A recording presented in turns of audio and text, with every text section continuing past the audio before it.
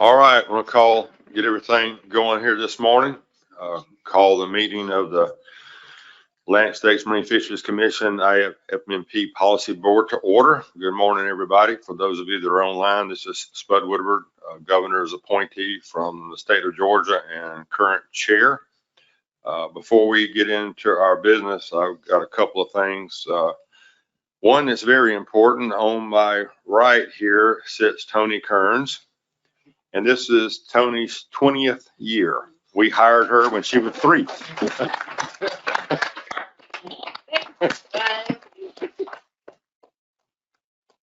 She was directly recruited out of daycare and brought on board. You know, so I believe that there are going to be commemorative donuts in the room. Donuts. Yes, Lisa's back there in the back. So. So please, as you choose, help yourself. But Tony's been with us a long time, and everybody in this room has worked with her. She's a great asset to the commission, and we're very proud to have her. I mean, anybody that can get up and go rowing in the morning and then be here early and get everything going, I mean, that's an inspiration to all of us. So thank you, Tony, for all your service, and we hope you'll continue to hang with us.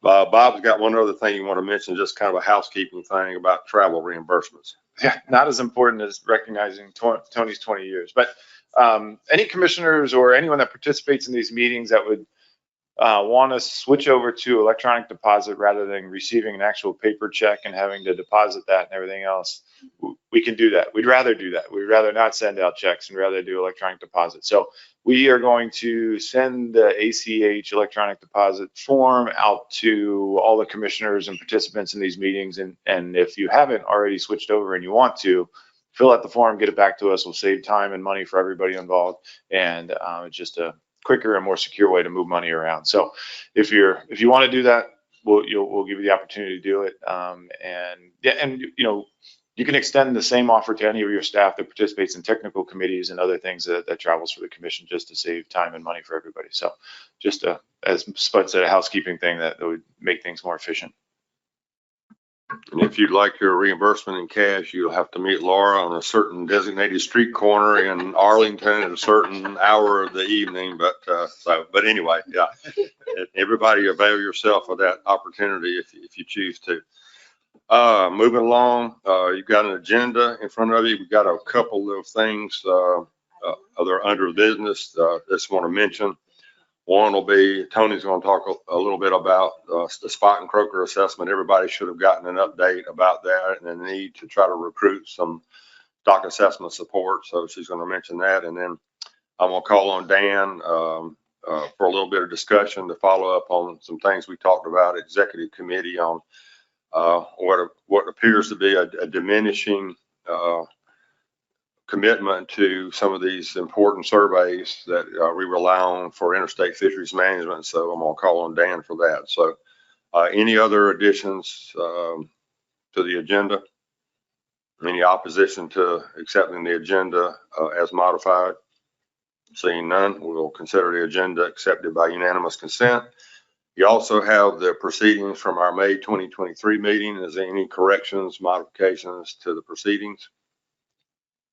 Seeing none, we'll consider that accepted by unanimous consent. So this is the time in our meeting when we allow public comment.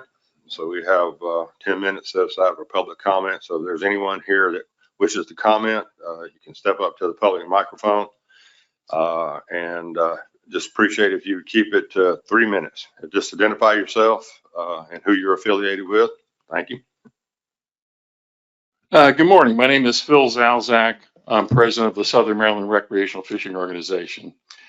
Chairman, first on June 29th at the Maryland Department of Natural Resources Tidal and Recreational Fishing Committee meeting, I made a motion which was seconded by Lenny Rudow, the committee chairman, which reads as follows.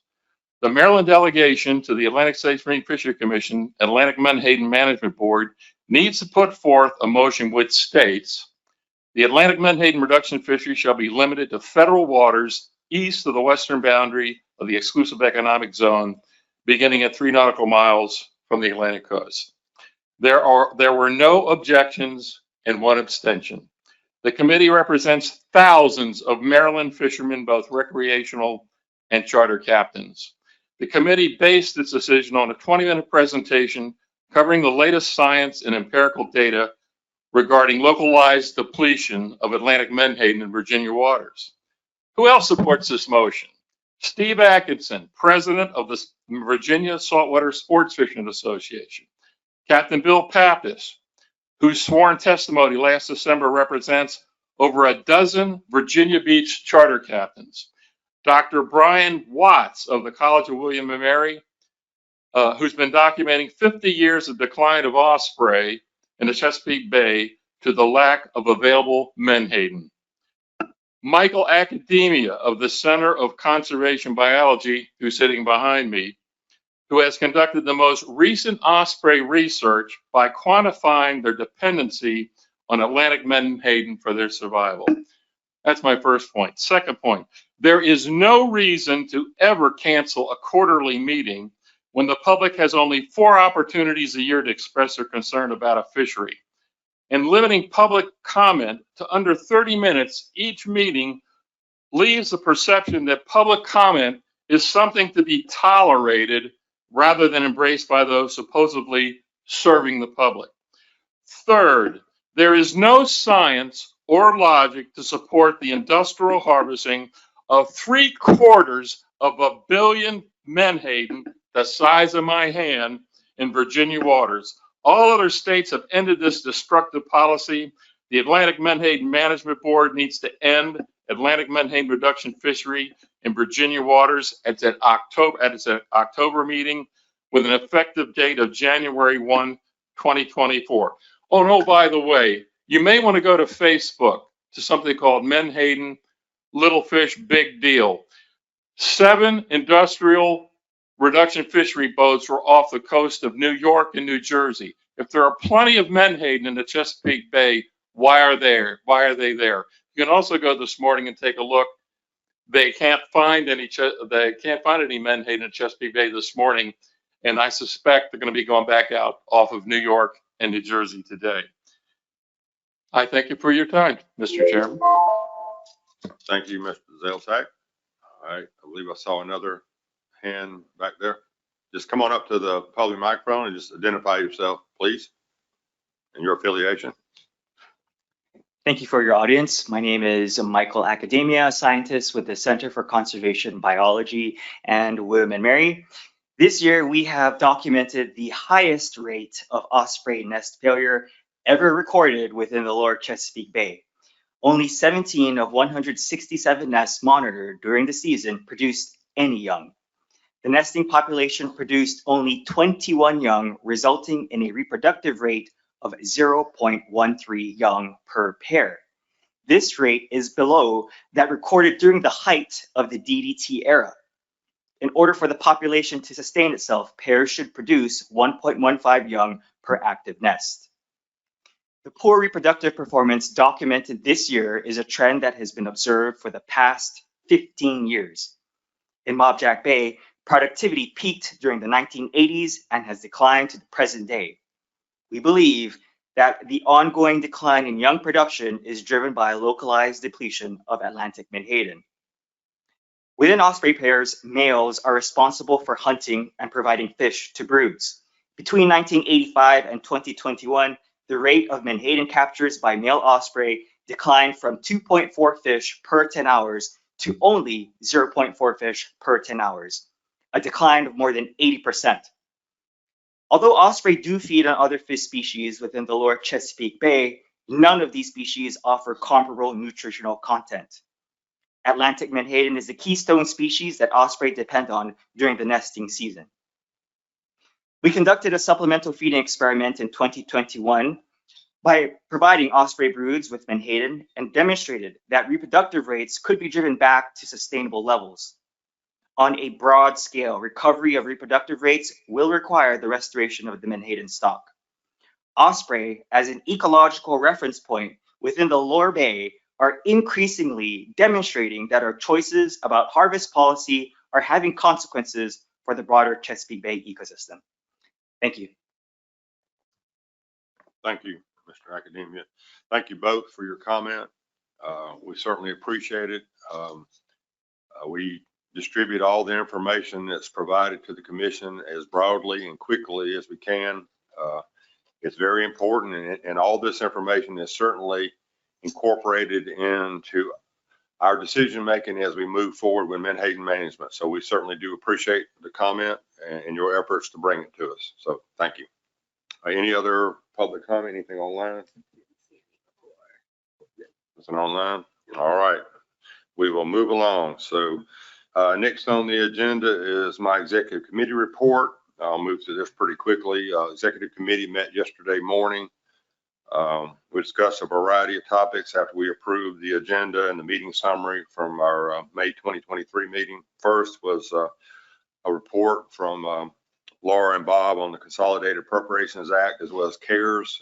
CARES 1 is almost completely expended. I think there is approximately $159 and some change that'll be returned to the federal government. So kudos to everybody at the states and at the commission for very efficiently spending a tremendously large sum of money with little preparation. So, and then CARES 2 plans are underway to expand that down to as close to zero as possible. Those states that are still actively executing spend plans will keep moving forward with that, and there may need to be some adjustments and tweaks, and we'll probably talk about that at the annual meeting. Next was review of findings of the legislative and governor appointee commissioner survey regarding stipends. We had 14 respondents to that survey. Of that, 10 of those individuals said that they would be eligible to receive a stipend per the conditions that we had discussed, and only 6 said that they would. So that matter is concluded for the time being. It certainly is something that can be brought back up and discussed in the future, but for now that matter is concluded. And then Alexander gave us an update on activities of the legislative committee as relates to federal legislation. There's 2 things, and you'll be hearing more about them later on in the meeting, so I won't get into a lot of detail, but it's the NOAA, what's called the NOAA Organic Act and the Fish Act. So Alexander will be talking about those a little later in our agenda. And then we had a conversation about per diem rates. There's some interest in possibly increasing the commission's per diem rates. A sort of preliminary analysis was done about if we did that, increased them by 30% and had that applied to the 4 quarterly meetings for commissioners, it would be a fairly nominal fiscal impact, but the discussion led to a recommendation that staff go back and look at a 30% increase and applying that across all commission reimbursement travel. So that would be technical committees, stock assessment subcommittees, so forth and so on. And so we'll, at the next meeting of the executive committee, we'll look at that number and be making some decisions about whether we want to consider making adjustments in the per diem rate. We also had a pretty good discussion about some things that came up during the NOAA Fisheries State Directors meeting, and Dan is going to have some more detailed discussion about that, but I'll just sort of summarize by saying that there's great concern that some of these long-standing surveys are diminishing in their temporal and spatial coverage, and there are consequences to that are pretty dire when we look at uncertainty in our fisheries management decisions. And so sort of the culmination of that discussion is that the commission needs to really come up with a focused strategy on how do we influence these funding decisions to make sure that the priorities of the commission are being addressed as well as they can be. I mean, as 15 states, we have a lot of power in terms of advocacy, but we've got to make sure that we're focusing that. I kind of liken it to, do you want to shoot a target with a shotgun or do you want to shoot it with a bullet? Bullets have a tendency to go to the bullseye where the shot scatters. And right now, I think sometimes we're more of a shotgun than a bullet. So we need to focus our efforts. So we're going to have some further discussions about that at our next meeting about some sort of actionable things we can do to improve our advocacy for funding for these surveys that are fundamental to our ability to make good decisions. And then Bob talked briefly about sort of a reality check that happened accidentally with, the commission hires folks and puts them out in the field in various states to do APIS interviews and things of that nature. And unfortunately, there was kind of a rude surprise when he found out that somebody standing on the dock talking to fishermen is considered by insurers as the same thing as a stevedore who's driving forklifts and handling heavy cargo. And that ended up with some consequences as far as workers' comp and all goes, but they worked their way through it. But that does mean that there's some additional cost that will be associated with positioning those folks out in those state workforces. So just kind of a heads up to folks, let them know that some of that cost may have to be transferred out to those states. So nothing catastrophic. We're not talking about anything major, but yet it's just part of doing business. So that's pretty much what we covered during executive committee. If there's anybody on the executive committee wants to add anything to it or have any questions, please feel free to do so. So, all right, don't see anybody. So, all right, we'll move forward. I'm gonna go to Tony and talk about the conservation equivalency policy and technical guidance document. And you see possible action. It would be nice if we can get this across the finish line. We don't want to do it prematurely. We want everybody to be as comfortable as they can. I mean, when you start changing words like should to will, sometimes that makes people a little nervous, but I think we've had a chance to look over it a little bit. So this will be another opportunity to decide if we're ready to make some definitive decisions here. So Tony, it's all yours. Thank you, Mr. Chair. And the policy and guidance document was included in your supplemental materials. And I'm going to go through all those wills and shoulds today, since we only had it onto supplemental, and I want to make sure everybody is comfortable. Just a reminder that the application of conservation equivalency is defined in the ISFMP charter, and in the guidelines are in the conservation equivalency policy and technical guidance document. We've been working on this policy for quite some time. The executive committee and a subset of the management and science committee have been providing information over the course of the last probably year and a half, maybe 2 years, that has led to the revisions that staff has made to the guidance document and was in your materials. So first off, in the original guidance, it provided guidance on using conservation equivalency in an FMP document itself, and then outside of the FMP document process. We have not, in the probably 20 years that I have worked here at the commission, used conservation equivalency in the FMP itself. So we suggested and have struck reference to conservation equivalency development within the FMP. So that would be, and what's online, it should be the entire third paragraph should have been deleted, not just the last sentence, as well as the first sentence under the review process on page 6. And that's just because it's referencing the FMP itself. The revisions require states to include a single more restrictive measure in compliance reports. It doesn't have to be approved by the board, but we just want to make sure we're informed of those. If a state is going to do multiple measures that are more restrictive, those still need to be approved by a management board. Previously, we had just said if a state wants to do something that's more restrictive, they can always do that on their own. But there was a concern that if a state put forward multiple measures, one of the measures could be in opposition of a coastwide measure, depending on how the combinations of those measures added up. Next slide. In addition, one of the proposed changes is that conservation equivalency programs would be required to be described and evaluated in the annual compliance review unless the board sets an alternative timeline. Conservation equivalency programs will have a length of time that it is set in place in the proposed plan. Plan review teams review proposals. They do not approve proposals. The conservation equivalency programs are required to be described. Oops, sorry, that's not. So then a decision point that we will need to make today is when conservation equivalency should be allowed. There are 4 options that are outlined in the document. Should it be allowed if the stock is overfished? Should it be allowed if overfishing is occurring?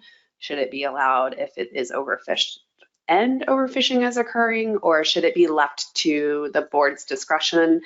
The document specifies additional language that we give as guidance if it is left to the board discretion. I will not read it out loud for you all.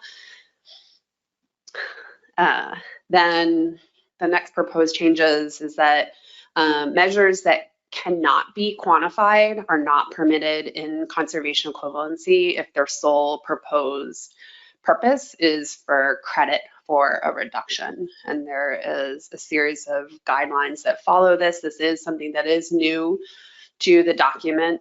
It is required that states show measurable reductions in their plans.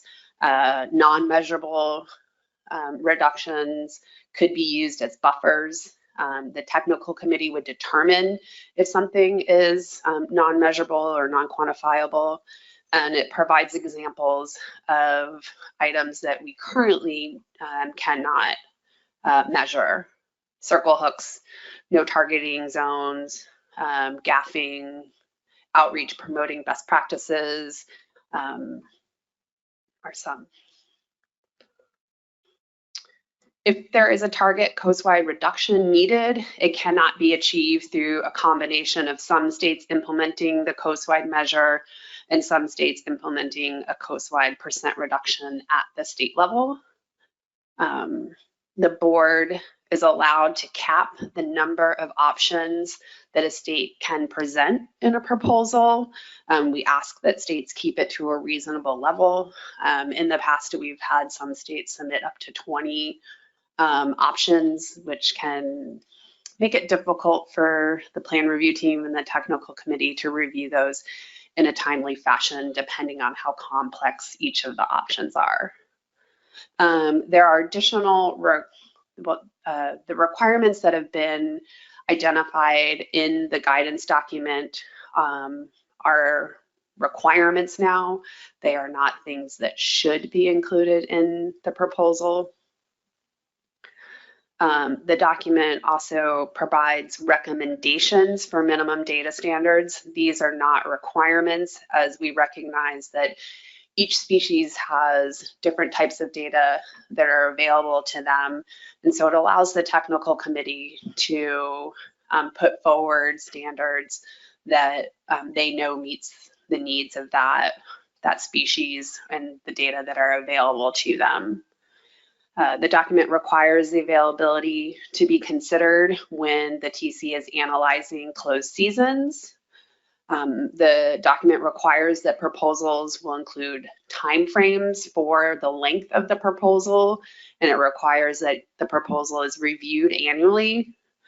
And it also allows for extensions of the timeframe in the proposal, but it recommends that it not go beyond the next benchmark stock assessment. And that in the discussion that we had with the management and science folks, they said it would be best that all proposals were finished at the time of the next benchmark and would need to be reviewed with the new stock status.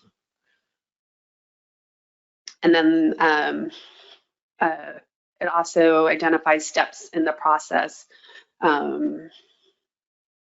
It identifies the steps for the review process are all required before they were just suggested. including changes in the review. It also includes changes in the review timeline.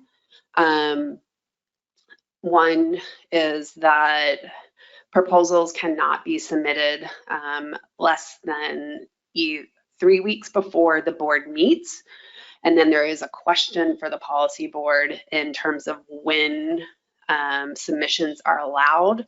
Is it 2 months prior to the board meeting or 3 months prior to the board meeting?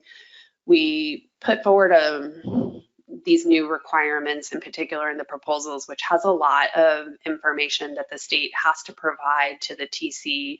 And then the TC is required to go through to make sure each of the plans are following the requirements. And we are a little concerned that if it's only 2 months that all of the committees have to review, it may be tight.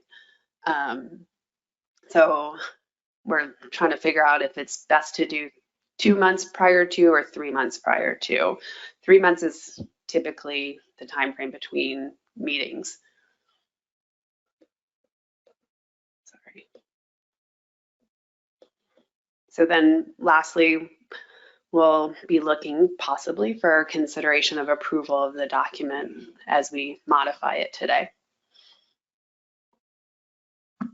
I will take questions. All right, thanks, Tony. I'll start off with John and then Calico. Thank you, Mr. Chair.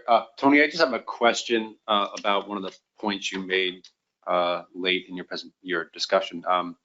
You talk about post-benchmark and so post-benchmark assessments that every CE proposal would kind of have to be re-reviewed. So I'm just wondering, especially in relation to like the discussion that occurred during striped bass, does everything kind of revert back to the FMP standard and then we proceed from there? A little more clarity would be great. Thank you. I think what it's making the recommendation that a board not approve a conservation equivalency plan that goes beyond the next benchmark. So it sunsets at the timing of that next benchmark, or a timing that allows the new measures to be put in place after the benchmark assessment. I don't think it needs to expire on the date of the benchmark, but a reasonable amount of time afterwards to develop a new program if necessary. But if it, say a board says you can't put in CE if the stock is overfished, and that new benchmark says the stock is overfished, then whatever measures get put in place to address that overfish status is what that state would then go to, because CE wouldn't be allowed anymore. And if CE is still allowed under the new assessment, then the state would need to bring forward a new proposal for conservation equivalency. It could be the same measures, but you still need to bring forward a new proposal that uses that new assessment information and how those new measures coincide with what the assessment found. All right, let's see. You got Roy and then Jason and then Justin. Thank you, Mr. Chair. I wonder if I could probe that question that John raised a little more, Tony. Specifically, thinking of striped bass as a specific example, we have some conservation equivalency measures that have been around since the 1990s. Are we saying now, do I understand this document to mean that every time there's a benchmark stock assessment, those conservation equivalency measures that have been grandfathered in for all those years will have to be reevaluated and resubmitted? Is that what we're saying?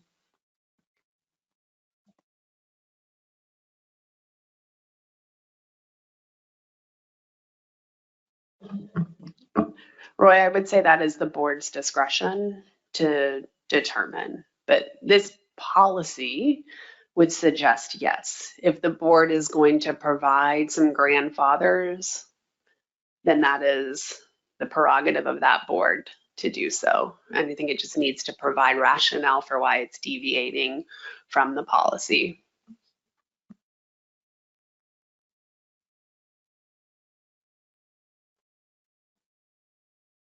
I'm just that gives me a measure of discomfort. I just wonder if that's what we really intend to do.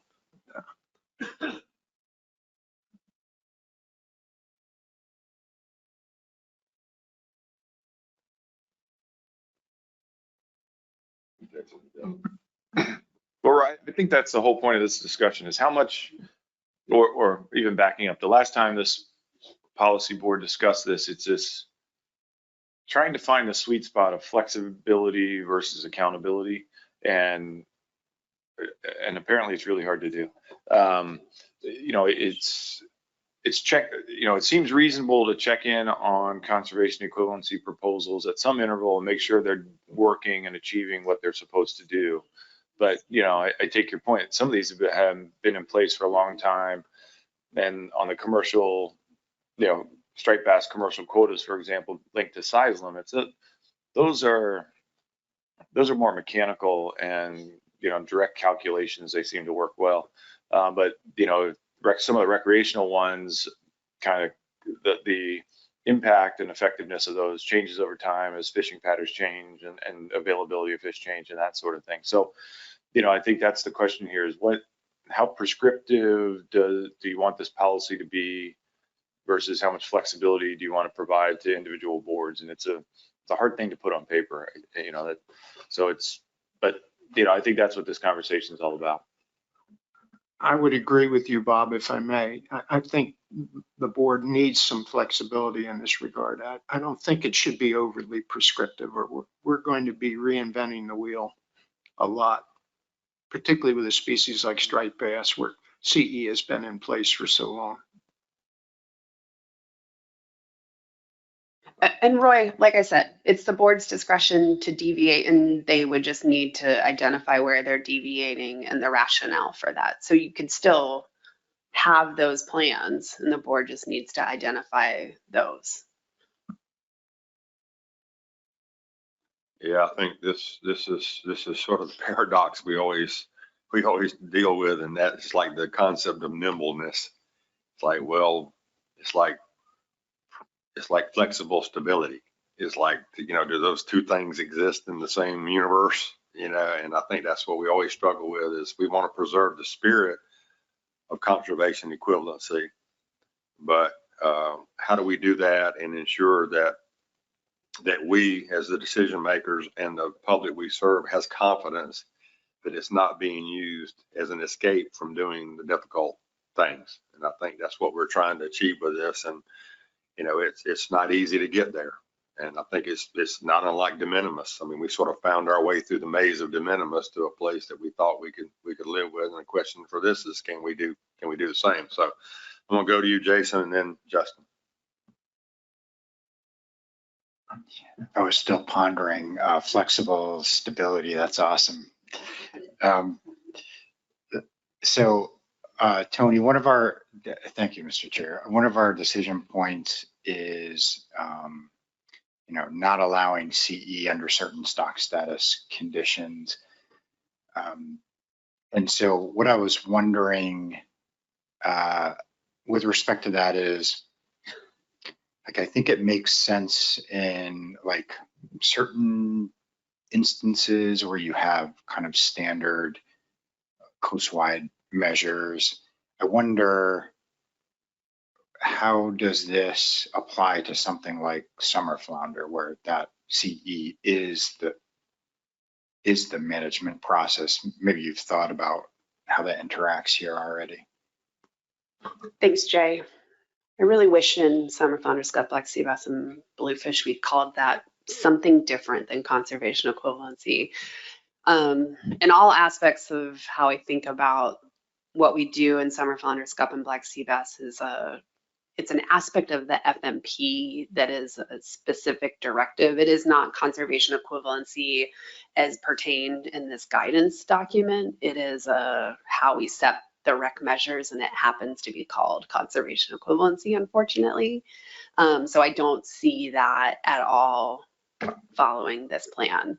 Now, if a state decided they wanted to try to deviate from whatever the standard set of rec measures were identified in summer flounder as the board and council approved it, for an alternative set of regs through this process. They, it's possible, I guess, for a state to do that unless the board said outright CE under the commission's plan is not allowed for the rec measures in summer flounder, scup, black sea bass, and bluefish. They could, any board can do that for any set of measures, but that would be the prerogative of the board.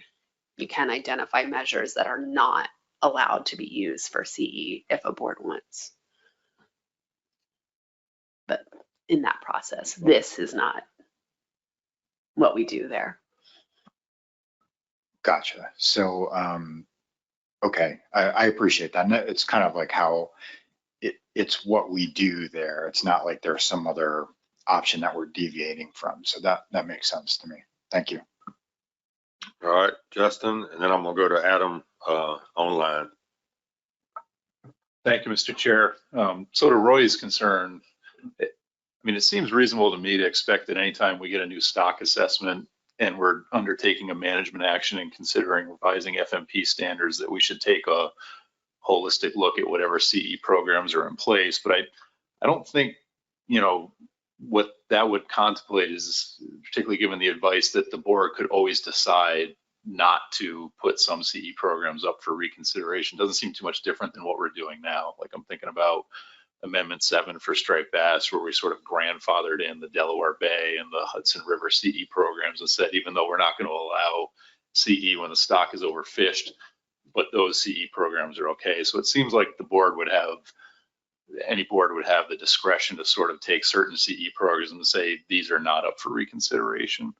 And if the board wanted to reconsider those CE programs, it's probably because they think they're incompatible with whatever's going on with the stock at the moment or what we're trying to do. So in another comment to the question of 2 months or 3 months, the deadline for submitting, I can understand the concern about the closer you submit them to a meeting, the less time the TC has to review them, but I just can't, given that 3 months is the gap between meetings, I can't see that as workable, because if we have one meeting where we take final action on a document, create the new FMP standard, that's when a state will probably know whether or not it wants to pursue CE, and that it needs some time to develop those proposals. So I just can't see the 3 month deadline being workable, really.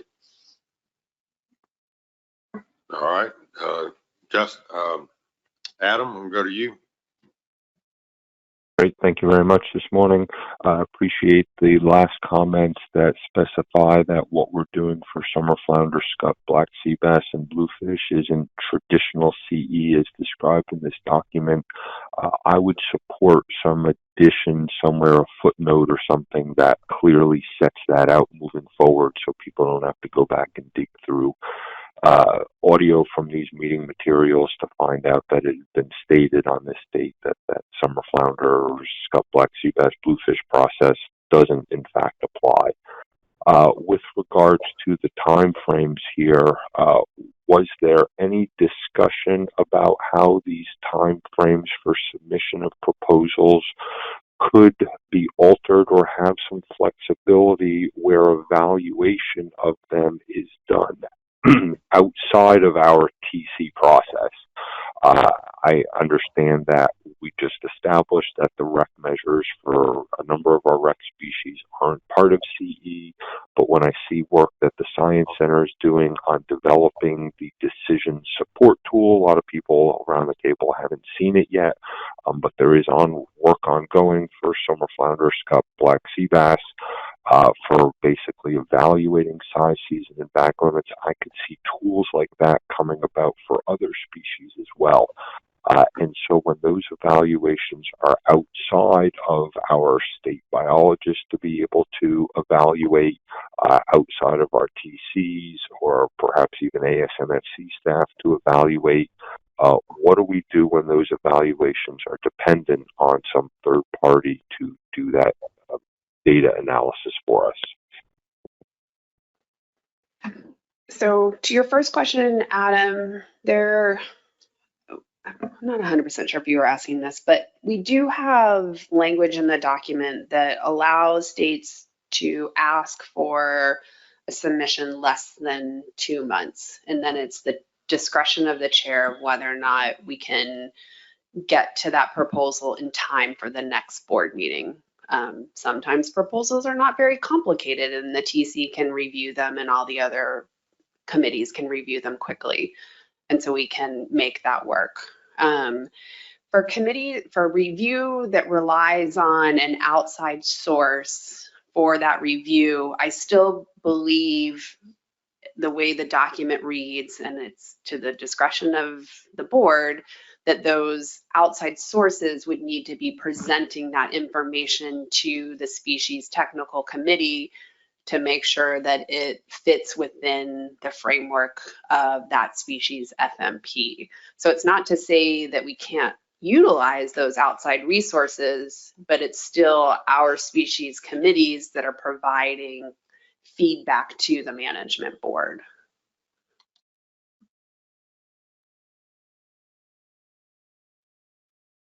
Any follow-up on that, Adam? No, I appreciate that feedback. And again, I just think adding some footnote here that makes clear that our rec stuff that we're doing on the species mentioned, hopefully that can be done through consensus, or if there's some other way to add that, I just think it's important to have clear so we don't have to have this debate or ask this question in the future when those issues come up. Thank you again. All right, thanks, Adam. I'm gonna go to Doug Hamons and then Joe Semina. Thank you, Mr. Chair.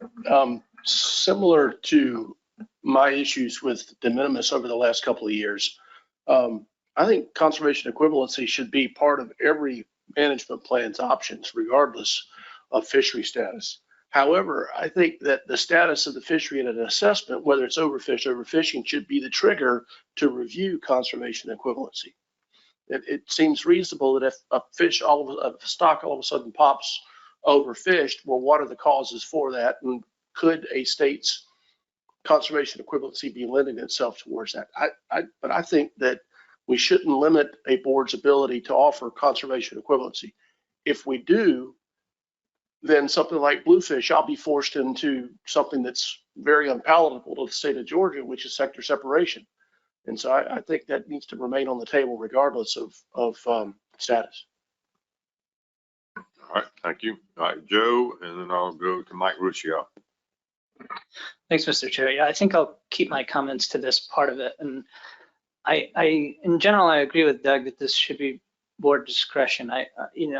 We do a great job in managing commercial quotas. We struggle with MRIP estimates.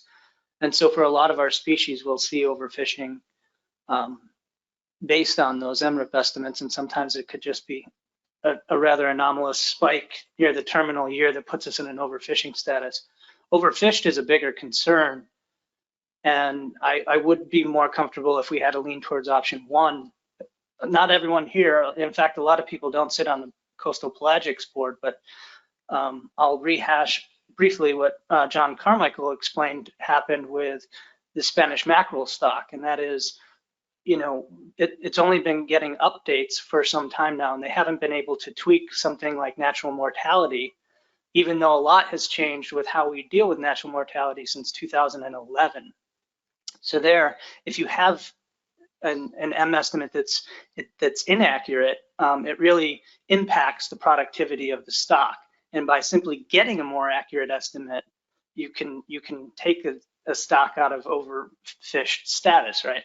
Just by being more accurate with your M estimate. But the schedule has not allowed us to do that for that species. So we could be sitting here in a situation if we decide to choose option one that we don't have board discretion on something we know is inaccurate. So I'm leaning towards option 4 here. Thank you. All right, thank you, Joe. All right, Mike, and then I'll go to Dan McKiernan. Thank you, Mr. Chair. First of all, congratulations, Tony. I really have valued this conversation so far. I think the document is in a really good spot. There's a lot of things in there that I think are good. I particularly value the unquantifiable metrics and just how those do or don't play nicely with CE. The comments already made about clarifying how this works with joint FMPs, I think is really good and important, and would like to see that included in the document just for clarity.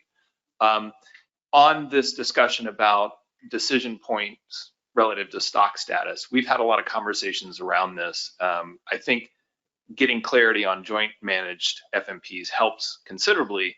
The one thing that I would offer that I haven't heard yet, kind of in this discussion about option 1, overfished, versus option 4, board discretion, it may be unpopular to say, but I recognize it is very difficult in the moment to make good decisions when backs are against the wall. The flip side to that is if we do adopt something like option 1, then that also paints us a little bit into a corner. And I get this conversation about flexibility versus accountability. So I think my inclination is to, whether or not CE is allowed when a stock is overfished, to certainly have a decision point, some kind of forcing function associated with that to evaluate whether or not CE is appropriate moving forward. I think relative to option 2, overfishing, those are warning signs.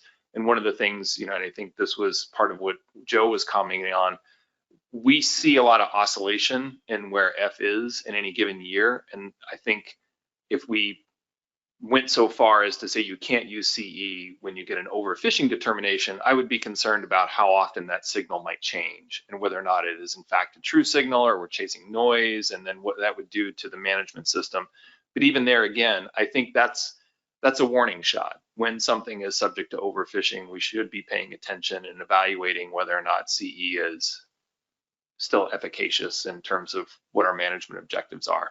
So I'd value some more conversation on this. I would be in favor of moving to option 1, with perhaps the caveat being not just taking CE completely off the table, but having some kind of forcing mechanism that makes a deliberate evaluation as to whether or not it's still appropriate.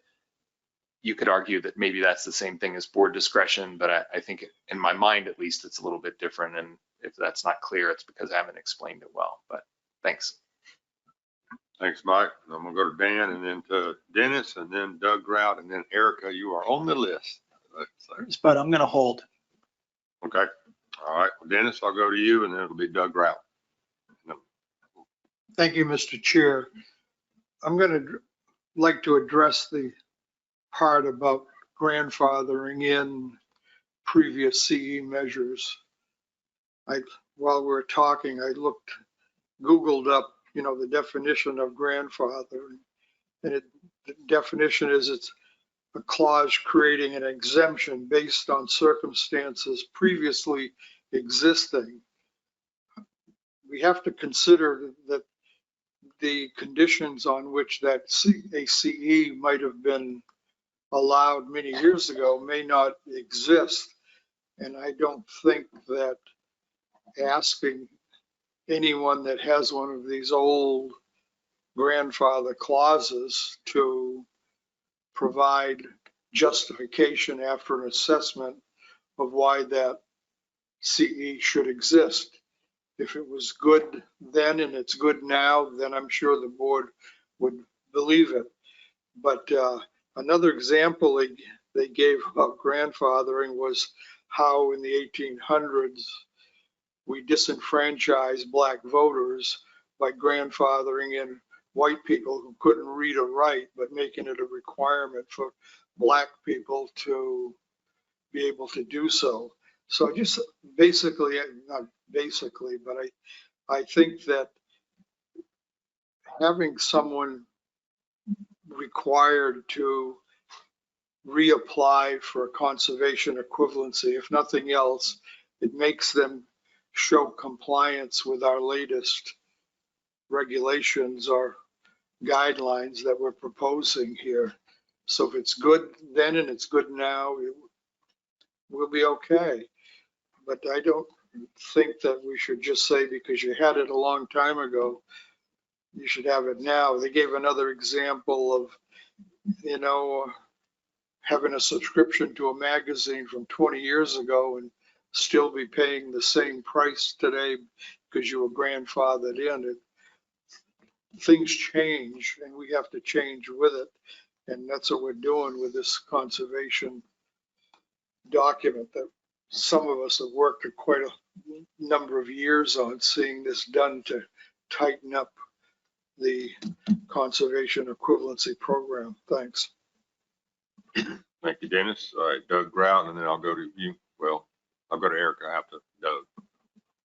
Thank you, Mr. Chair. I too would like to have some kind of a trigger mechanism after a stock assessment, which would force a board to consider whether or not to allow conservation equivalency or to continue to allow it if they already have it in there, as opposed to just saying overfished means no conservation equivalency, but something where there'd have to be an actionable item on the board in making a decision one way or the other, what they're going to do with it. There's a lot of very good things here that I think in the document that will tighten things up on what will be effective conservational equivalency. And I hope we keep all those tightening up of will as opposed to might. And the other thing that I think is very important in this is the review process. And I think from my perspective, I think we should be reviewing even some of the historical ones. I think a lot of the conservational equivalency measures we've had in striped bass were very good. They've helped us get through management of this species. But I think every conservation equivalency proposal needs to be reevaluated on a periodic basis. And I think that's an important concept that we need to keep in here. Thank you, Doug. All right, Erica, and then Lynn. Thank you, Mr. Chair. I was hoping to jump in earlier because I had questions about the document that I think would inform some of this. So I'll leave it to you. Do you want to settle discussion on this decision point, or is it all right if I bring up my questions? I don't think we're quite where we need to make a decision about the when it's permitted. I think we're having some good discussions and hopefully leading towards that, because it sounds to me like we might not be able to get this thing across the finish line, but we need to at least get certain components of it across the finish line. And that one seems to be the one that's probably going to be the most difficult one to reconcile, but let's continue to have some discussion on that. So anything you want to add at this point then? You have other questions? Yeah, so I had Okay. multiple Yeah, questions yeah, go ahead. throughout the document, if you'll allow Yes, me go to ahead. go through. Okay, so in the paragraph underneath, the options for when conservation equivalency will not be permitted, the tone of this paragraph sounds like conservation equivalency would be required to reduce harvest below the FMP requirements. But I believe the expectation and the tradition of conservation equivalency is that it would be equivalent to the requirements of the FMP. And I'm speaking specifically to the third line. It ends with a measurable reduction in harvest. It may not be that the intended element of an FMP is to reduce harvest, but to constrain harvest to a certain goal. And I don't think that's captured by the language in this document. And there's a few other places where it seems like the idea of conservation equivalency is very narrow in scope, where it's not about in generally being equivalent, but forcing a reduction in harvest. So Erica, that one is, I mean, that paragraph is specific to non-quantifiable measures. Mm-hmm. And so when we do conservation equivalency is to do a different set of measures for what the plan is putting in place. I would say 99.9% of the time, it is a reduction that is occurring because you don't have to do programs for or conservation equivalency programs for non-liberalizations. So I think what we're trying to get at here in particular is that if it cannot be quantified, you cannot use it. And we're trying to drive the point home about that you have to be able to find a measurable reduction out of it, or I can change it to a measurable change if that's more No, I don't. helpful. I understand the concerns for some of the other boards, but if you think about some of the species managed by the Cyanids Board, redfish, for example, there's a conservation equivalency that Georgia has. We're not aiming to reduce the harvest of redfish. There's nothing driving that, but they have regulations that are very different. And I would like to think about all the species that the ASMFC manages, not just the problem children, when we think about conservation equivalency. I guess I would say that when that measure was originally put in place, it was for a reduction, most likely, right? Or no, I don't. The redfish had a goal for everyone to achieve a certain SPR. And so we weren't trying to reduce, it was set your regulations, and this was done on both the Gulf and Atlantic coast. We have a desired SPR for this fishery, come up with a set of regulations that will achieve this SPR. Although the default regulation would be a certain bag limit and size limit.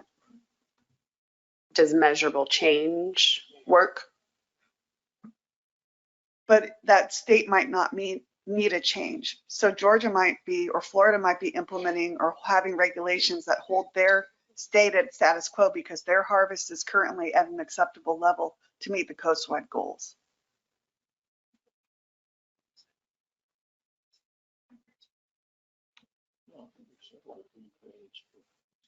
I will, as I sit here, I will try to think about a way to revise this sentence, but make sure, I mean, we are trying to drive a point that it needs to be measurable. And I don't want there to be any leeway in what measurable means. I think it was a huge concern of the committees because of some plans that have been put in the past. And so I'll try to figure out a way to say it differently and bring it back to the board. And then in that same paragraph at the end, it says non-quantifiable measures could include circle hooks, non-targeting zones, period, no gaffing. I think this list of very specifics isn't necessary, and I'd recommend removal to be less prescriptive in this document. Again, combining coastwide and conservation equivalency in the next paragraph is too focused on achieving reductions. I'd like to see that made broader. And then again, underneath standards for state conservation equivalency proposals, the second sub-bullet, it says any closed period must come from a period of high availability and include at least 2 consecutive weekend periods, Friday, Saturday, and Sunday. I think that is also too specific and prescriptive. We could achieve the same amount of reduction with a longer season over less popular periods or less availability periods. I understand that you can't, no weekend is equivalent throughout the year, a weekend and a weekday are not equivalent, but there's some way that you could craft a formula that would allow a closed season to be on or include not the peak of availability. So those are the points I'd like to bring up and consider edits for this policy. Thank you.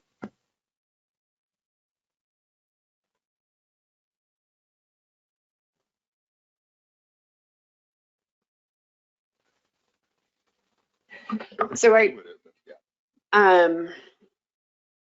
think it would be helpful if we're going to make these kinds of changes, if we make motions to either change them or not change them.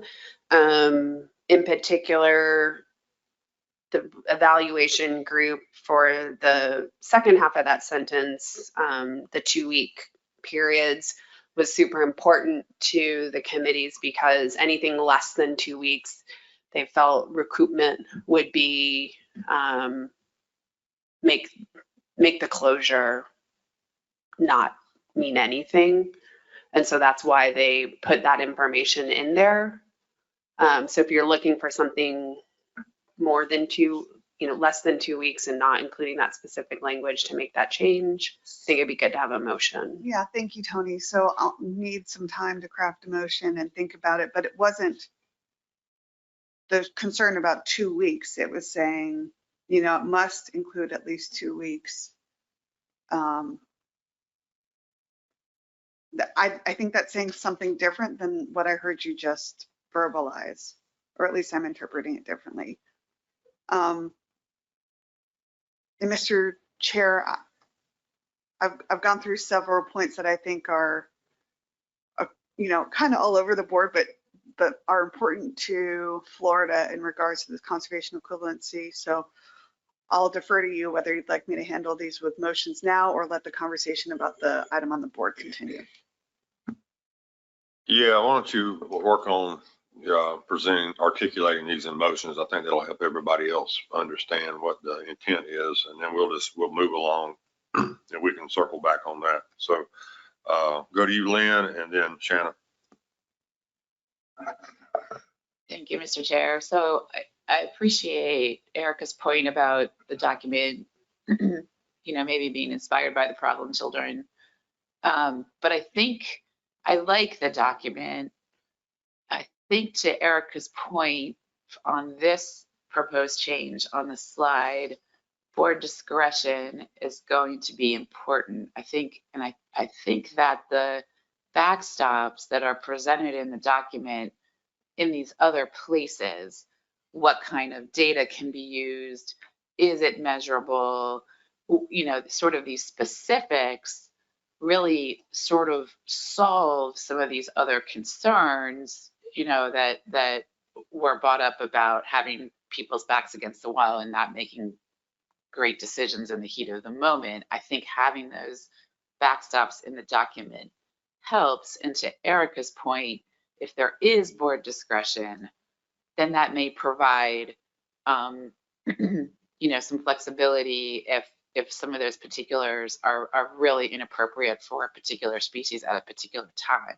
I also, after sitting through yesterday's climate scenario building session and thinking about climate ready fisheries, and I sort of feel like this conservation equivalency may be important for species boards in that regard, because to me it almost is a mechanism to be more nimble when things change in terms of fish distribution when we're not ready for it. It maybe allows us to act a little more quickly, and that sort of brings me to the point that to me there's a bit of a fine line between conservation equivalency and regional management. I mean, we've done conservational equivalency in the Bay for striped bass because we truly have a different segment of the population in the Bay that doesn't, we wouldn't, our size, everything's different. So therefore we sort of need a different management framework. So I guess that's a long-winded way of saying, I like the document. I appreciate that we need to also remember the fish that are working well. And I think board discretion is going to be important going forward. And I also just made a note into Erica's point about measurable harvest reduction. Maybe a phrase that would work would be measurable impact on harvest to achieve FMP goals. So just as a note, maybe that would fix it.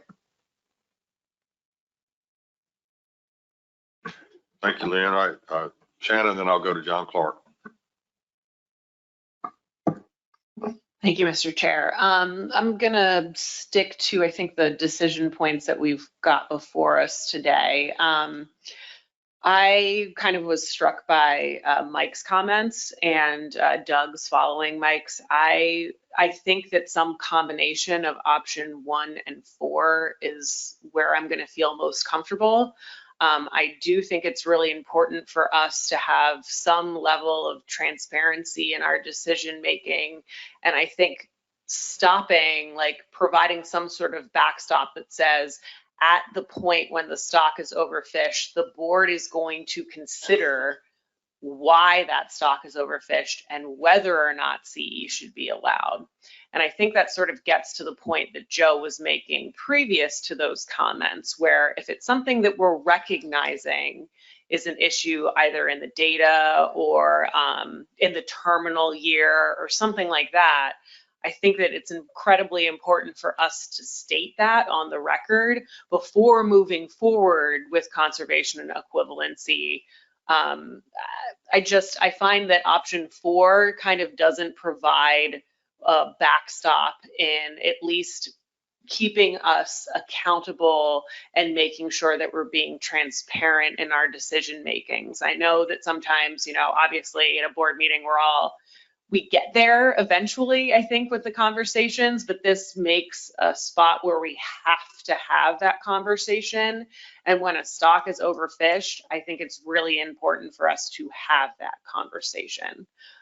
So for me, some sort of combo between 1 and 4 would be great. I don't know quite how to get there, but Tony, I trust your discretion there on that one. The other comment that I wanted to make was towards the timing of when things are brought forward to the committees. I think in the document for the review process, it says that if you need to submit something outside of that 2-month time frame, that it's up to the discretion of the species board chair. I'd love to see something in there that might say up to the discretion of the species management board chair in consultation with either the TC chair or the coordinator, because I think it's really important to make sure that we take a step back and talk to our TCs and understand kind of where they're at. Sometimes there's a disconnect between, the board and its understanding of what all of the tasks that the TC is currently working on looks like. And the TC is probably best to determine whether or not looking at a conservation equivalency proposal is going to be a really, really heavy lift, or if, like Tony was saying, it's something a little bit more simple, they don't really need that full 2 months to review the timeline. But I think that it's important for us to make sure that we're consulting with our TCs to really make that determination. Thanks. All right, thank you. I'm gonna go to John Clark and then to Dave Sikorsky online. Thank you, Mr. Chair.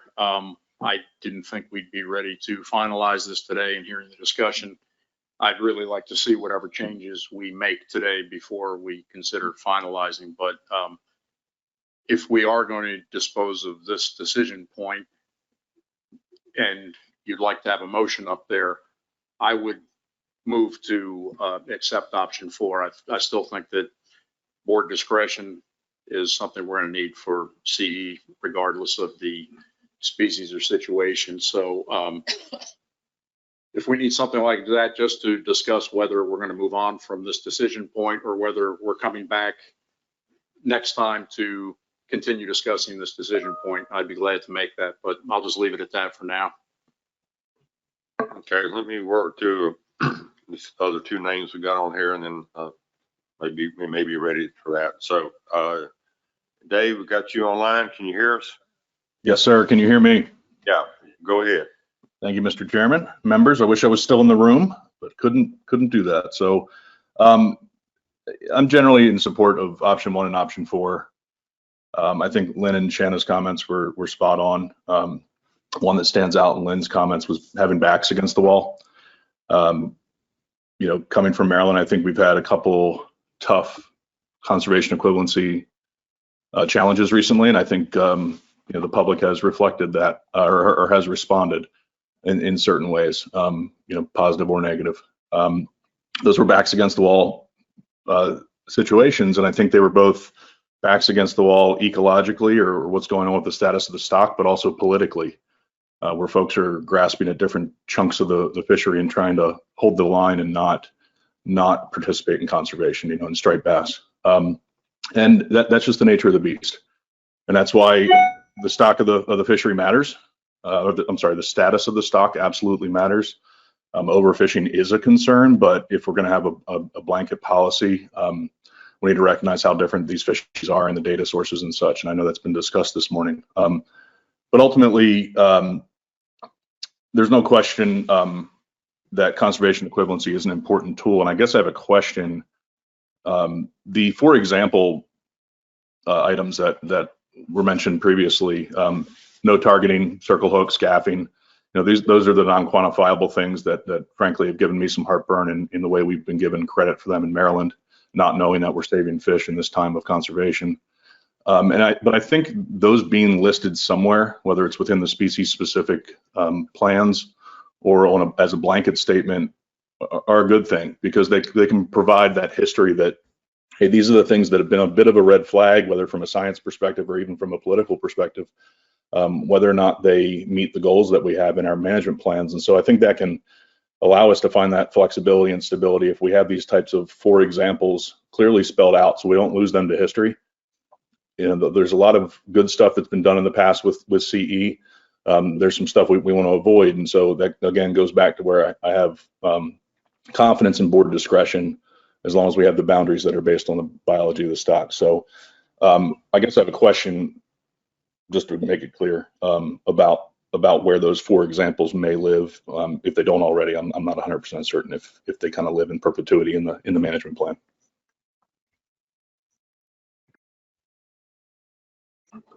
So I'm not sure if they live in, for example, the striped bass FMP. I cannot remember. I don't believe they are. And here on page 3, where it is in the plan or in the guidance document, it says non-quantifiable measures could include, because I recognize that at some point one of these measures could become quantifiable, but at this time, they're not, and we were trying to provide examples so that folks understood what these measures may be. So that was the purpose of having them here.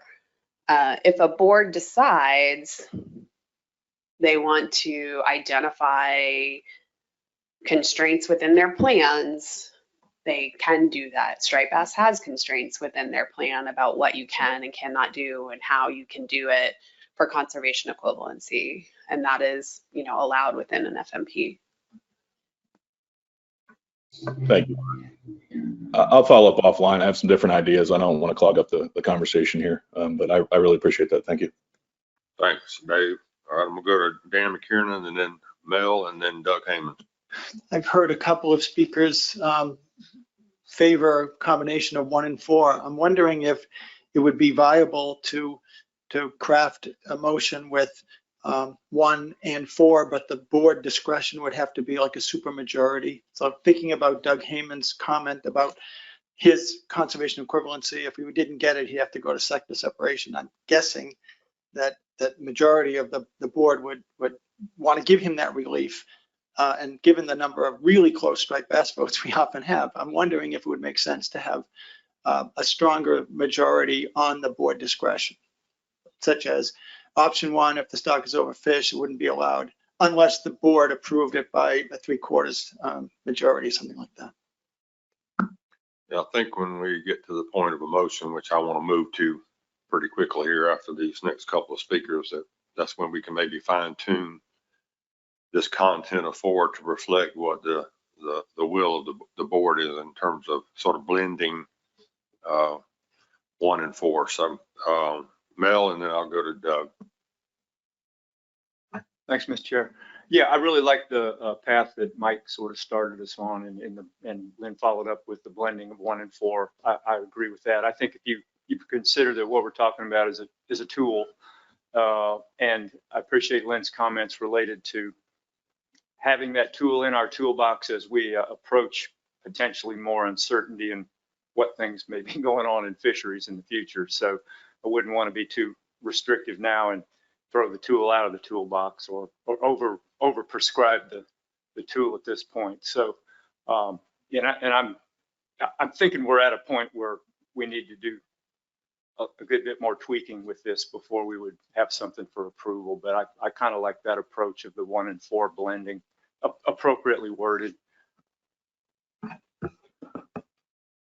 All right, go ahead, Doug. Yeah, Dan expressed my concerns exactly, and I'm in favor of some blend where a majority vote overrides, because that's Bluefish is my example. Thank you, Dan. All right, we've got a couple more folks that hands have been raised. After that, I'd really like to move to see if we can dispense with this particular part of this. And I'll go back to you, John, to start that. So I got Pat Kelleher, then I'll go back to you, Dennis. Thank you, Mr. Chairman. I'm sorry I'm not there in person today. I too am leaning towards a combination of option 1 and 4, but Dan McKernan's comments around a supermajority has really kind of piqued my interest, and I think it really helped me become more comfortable with that type of an approach. You know, we've taken some lumps on CE. And I think maybe if we're going to go in that direction, maybe a supermajority vote from a board to move in the direction of CE would be appropriate. Thank you, Mr. Chairman. All right, thanks, Pat. Dennis? Thank you, Mr. Chairman. I think the public has weighed in on conservation equivalency strongly. And therefore, I think that if we went to option 4, we're basically back to where we were before we even started this exercise. I think that needs to be more of a stoplight in that when a certain event is occurring, be it overfished or overfishing occurring, that's a stoplight and we can't have conservation equivalency. Having board discretion concerns me that it just puts us back where we are, where we have states with different views on particular issues, and we're back to ground zero. So again, I would favor seeing something that along the lines of a 1 and a 4, and again, going along with Dan McKiernan's idea of requiring a supermajority to have board discretion be the determining factor, I think is important, because using striped bass as an example, we've had too many close votes. Not a good place to be. Thank you. So Erica, is that to this topic I'm prepared to offer a motion for you. on this topic? So John, well, John was going to offer one too. So let John have the first take, and we may need to modify it with yours. So John, go ahead. Yes, hearing the conversation, Mr. Chair, I think it will be modified, but to get the conversation started and to once again reiterate where I'm coming from, I move to approve option 4, board discretion for allowing conservation equivalency. Thank you. All right, so we have a motion. Do we have a second?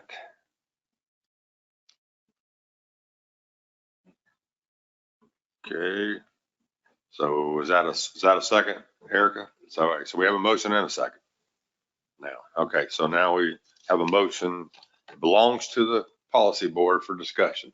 So you want to follow that up, John, with some discussion? Yes, thank you, Mr. Chair. I believe that, I understand the concern about option 1, but I believe board discretion includes the discretion to not allow CE if the stock is overfished. I believe the board can make these decisions. I understand the concerns about that, but as a state that has used CE for several species and found it critical to keep our fisheries open, I'd really like to see it kept at the point where each board can decide whether a state's proposals are valid. And, just giving an example of addendum 6 for striped bass, we reached the 18% reduction by taking less from the commercial fishery and more from the recreational fishery. And in 2020, we were a little above 18% of the reduction. So the proposals can be crafted. I think CE can be done in a way that meets the goals of the board. So I'd just like to keep the board having the discretion. Thank you. Thank you. As the seconder, Erica, do you have any comments? Nothing to add. Thank you. Thank you. All right. So now we're going to have discussion on this motion. So John, and then I'll go to Jason. Thank you, Mr. Chair. CE is an important tool, but when a situation like stock being overfished is occurring, I think the bar has to be higher. I think proposals need to be more rigorous, should be demonstrated, and I think some of the people around this table have come up with some good suggestions on how we can accomplish that. So I'd like to hear from them. Thank you. Thank you. All right, Jason, and then I'll go to Dan Kieran. Thank you, Mr. Chair. Yeah, I just, I appreciated everything John offered and his feeling that option 4 is kind of inclusive of option 1. However, I was really compelled by what Shanna brought up earlier in this idea that to kind of, get to that board discretion piece, you have to be really explicit about why you're doing that in order to kind of override option 1. So I'm not in support of this currently. Just wanted to offer that. All right, Dan. Yeah, thank you, Mr. Chairman. I'd like to offer a motion to substitute. Proceed. Motion to substitute to adopt option 1 with an allowance for a 2/3 majority of the board to override.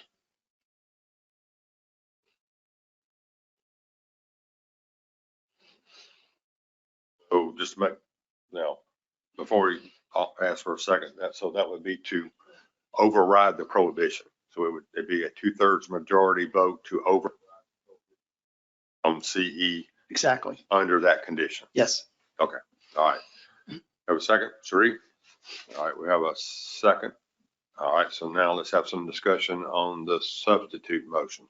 So just follow up, if you would, Dan. Thank you. I think it's probably reflective of some of the sentiment we've had around the table today that a lot of us do like the idea of having a more rigid standard, but given the idiosyncrasies of different species, different situations, 2/3 does give the board a lot of discretion. I think that's consistent with what John Clark was looking for. All right. In spirit. Further discussion on the substitute motion.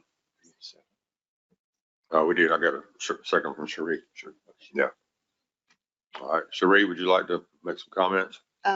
No, nothing really further other than I was crafting something real similar to what Dan had indicated based on the conversation around the table. Thank you. We have a couple of folks that raise their hand out in the public world of cyberspace. I'm going to ask them if they want to make comments to this substitute motion, just to give them an opportunity. So I have Mike Wayne.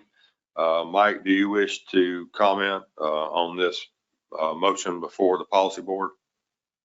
Mr. Chairman, I just had a question, so I'll hold until you allow me that opportunity. Thanks. Tell you what, just go ahead while we got you on the microphone. Okay, thanks. So my question is, does the new policy allow states to circumvent board action? So what I mean when I say that is the example that John Clark gave as his justification for the motion, where some states and jurisdictions chose to take more of a reduction from one sector over another. That actually flew in the face of a vote by the entire board to take it equally. So I guess my question is, like, what that frustrated some of the advocacy space, because what's the point in voting at the board level if conservation equivalency can be used to just circumvent that vote? So I was just looking for a little clarity about whether the new policy addresses that. Mike, I think you could argue that any measure that a state proposes under conservation equivalency is different than that of what the board voted on. And so a board can make a decision to allow a state to do something different if that is something that they want to do through the conservation equivalency program, or they can say, no, that is not going to be allowed. If the board did not want to allow, in the example you provided, states to switch up how the reduction was taken, then they could have said you cannot use CE against this measure. I wouldn't say that using CE is circumventing what a board did. It is allowing a state to provide a different alternative to get at what the plan has required. Just a quick follow-up for clarity. So given what happened this week with striped bass, if the board voted to not allow mode splits to occur, then they would also have to specify that states couldn't use conservation equivalency to achieve mode splits. Is that what I'm hearing? Yes, but in the example of striped bass right now, CE is not allowed in rec measures, so they can't do it right now. All right, thanks, Mike. Also, we had Thomas Newman. Thomas, do you have a comment related to this motion before the board?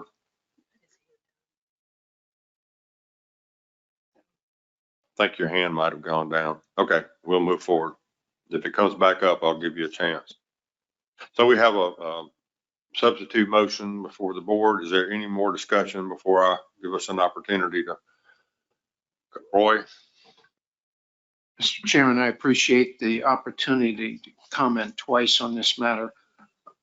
I think with the substitute motion, we've sort of lost track of where I thought we were going.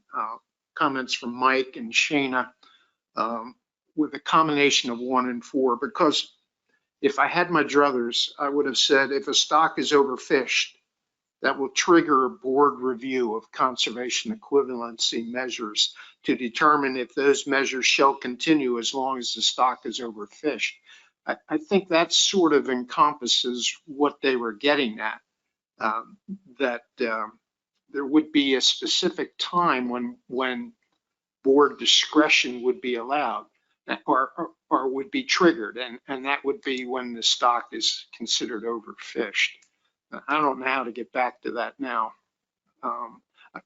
You could even throw in the 2/3 majority in that for overriding that Dan suggested. Thanks. Yeah, I think we've got a situation here where what would happen under option 4 happens anyway. It's kind of like a board is always going to sit there and discuss the various alternatives that are before it to deal with an issue, whether it's overfishing, overfish, whatever it might be. And that there's always going to be board discretion. I think and again, Dan, you can, maybe I got it wrong, but what this motion does, it says if after that discussion, you have to have a 2/3 majority to say that we're not going to allow conservation equivalency in that overfished situation. I mean, if this board believes that we need to be more prescriptive about review, because I think we're talking about, review of conservation equivalency pursuant to the condition of a fishery. This doesn't really specifically address that per se. It's kind of like allocation, like having an allocation review policy that says, if this, then we will review.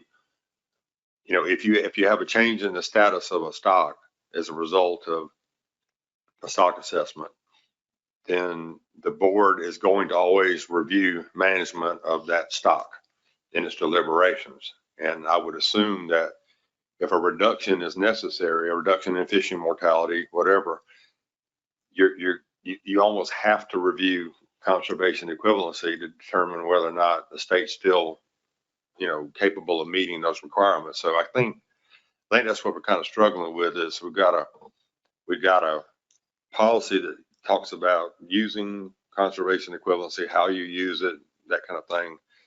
I'm not sure, maybe it's not is it clear about when conservation equivalency has to be reviewed, and so maybe it's there and we need to be more explicit about it. I don't know.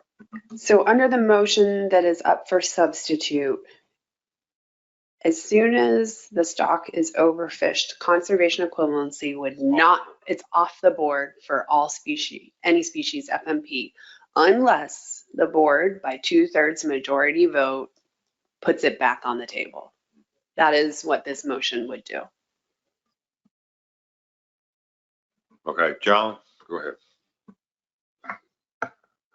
So, thank you, Mr. Chair. I mean, with that interpretation, I guess I'm inclined to consider proposals on a case-by-case basis and apply that 2/3 majority, not conservation equivalency is or is not okay. I think again, it's based upon demonstration of need, how rigorous that proposal is, how uncertain the data and the results are. So if we need to modify the motion, I'd be willing to do that.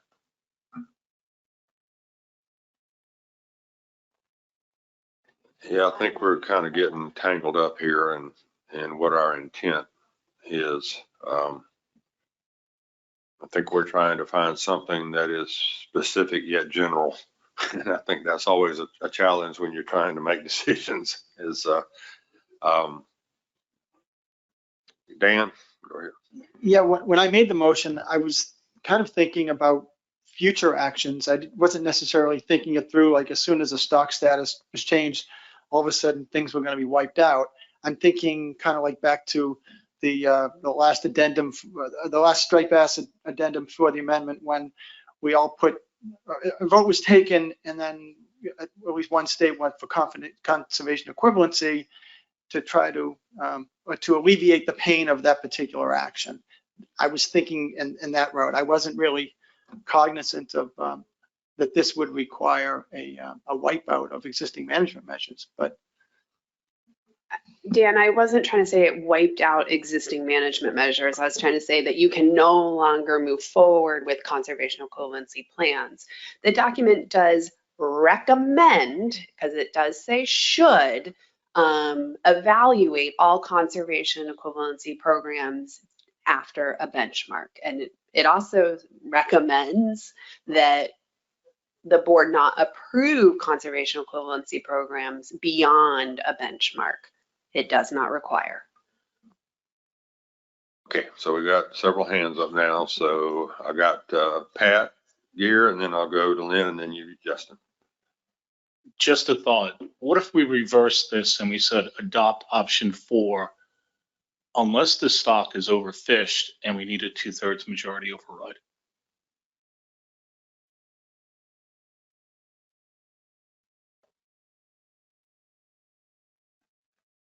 Boy, that was deep.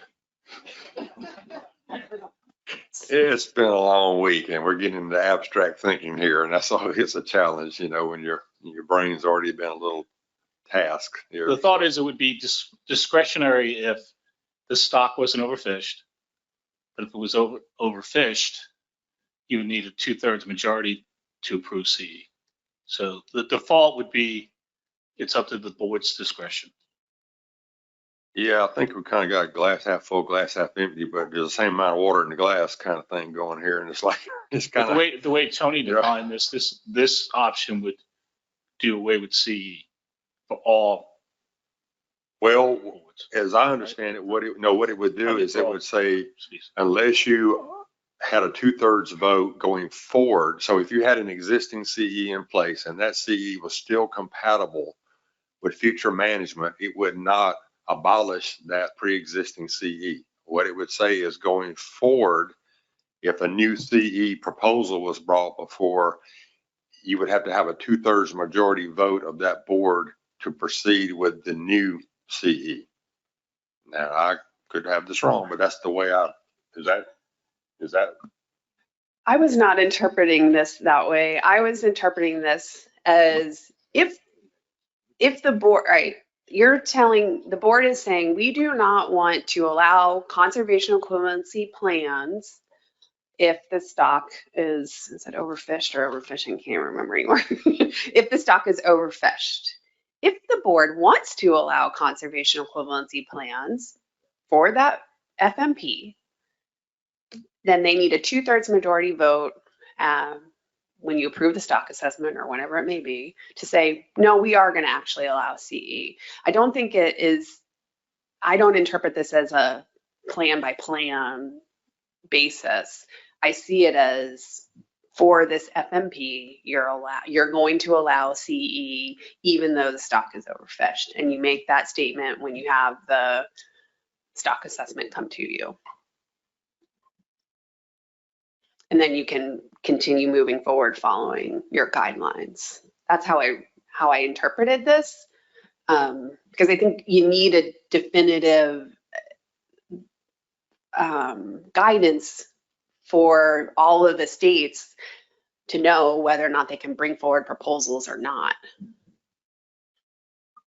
All right, we've gotten ourselves stuck in the tar pit here, and we're running out of time. And we've got a few more speakers. I think maybe it's best. Good points and good concerns have been brought up here, but it might be best that those get processed, go back to the drawing board, craft some of this into some new content so that we can focus our deliberations more specifically, because I think we're trying to grab at things and kind of stick them in now, and I think that's not being very productive use of our time. So so I had Lynn and then Justin and then Mike Ruscio. Yeah, thank you, Mr. Chair. That's where I was going. I think we're trying to rewrite the policy with the motion, and we're really tangled in strike bass. So I was actually, I might be out of procedural order, but I was going to move to postpone till the next meeting so that we can maybe have some conversations about this offline and submit our comments.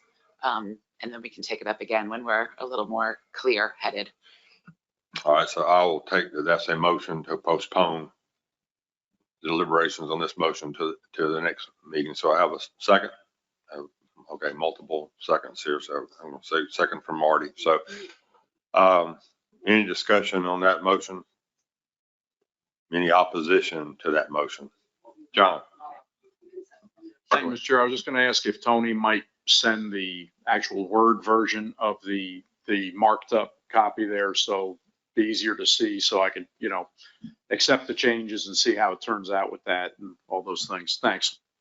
I would be happy to do so. And if folks want alternative language, if you can send me that alternative language, and when I bring it back to the board, I will provide options for the alternative language that folks are looking for. And it's more than just this particular topic. So anything in there right now that's causing heartburn that you think there's a better way to say it so that it's more clear and that we accomplish our end goal here, which is preserving the spirit of conservation equivalency, but also increasing the accountability.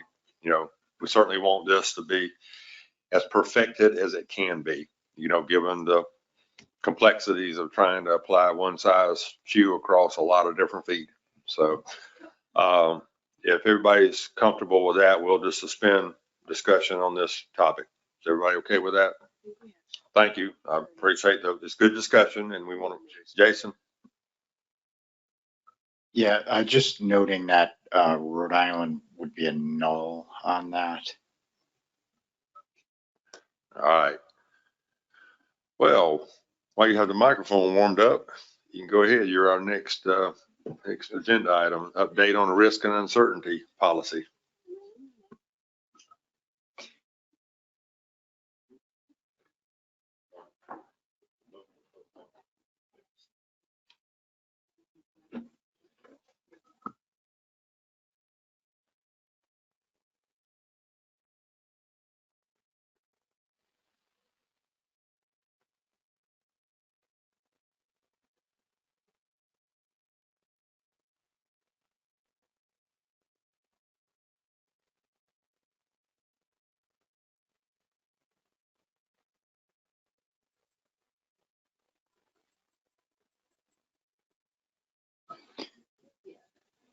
So maybe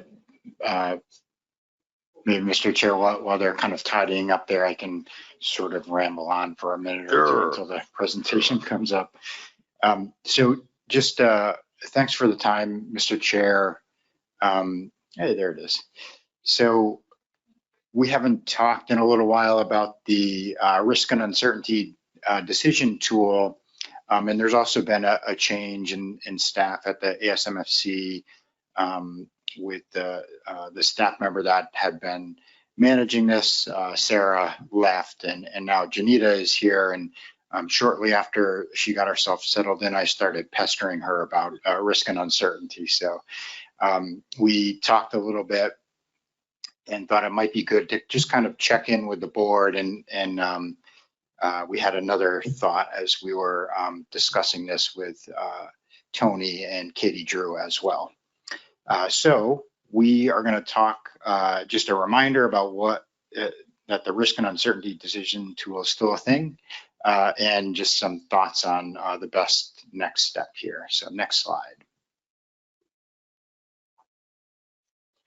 So just a quick reminder of what I'm talking about. So we have a draft risk and uncertainty policy and decision tool. And the point of this tool is it provides a method for arriving at an appropriate risk tolerance level for a stock, given some management action that you want to take. And so you generate a risk tolerance level, and you can then use that to select, for instance, a harvest level based on some projections or something, similar to that. Just a reminder that this isn't management strategy evaluation. This is a different sort of thing. This is more when we are trying to, I think a really good example is Menhaden. Often what people will do is they'll ask for a whole series of, differing.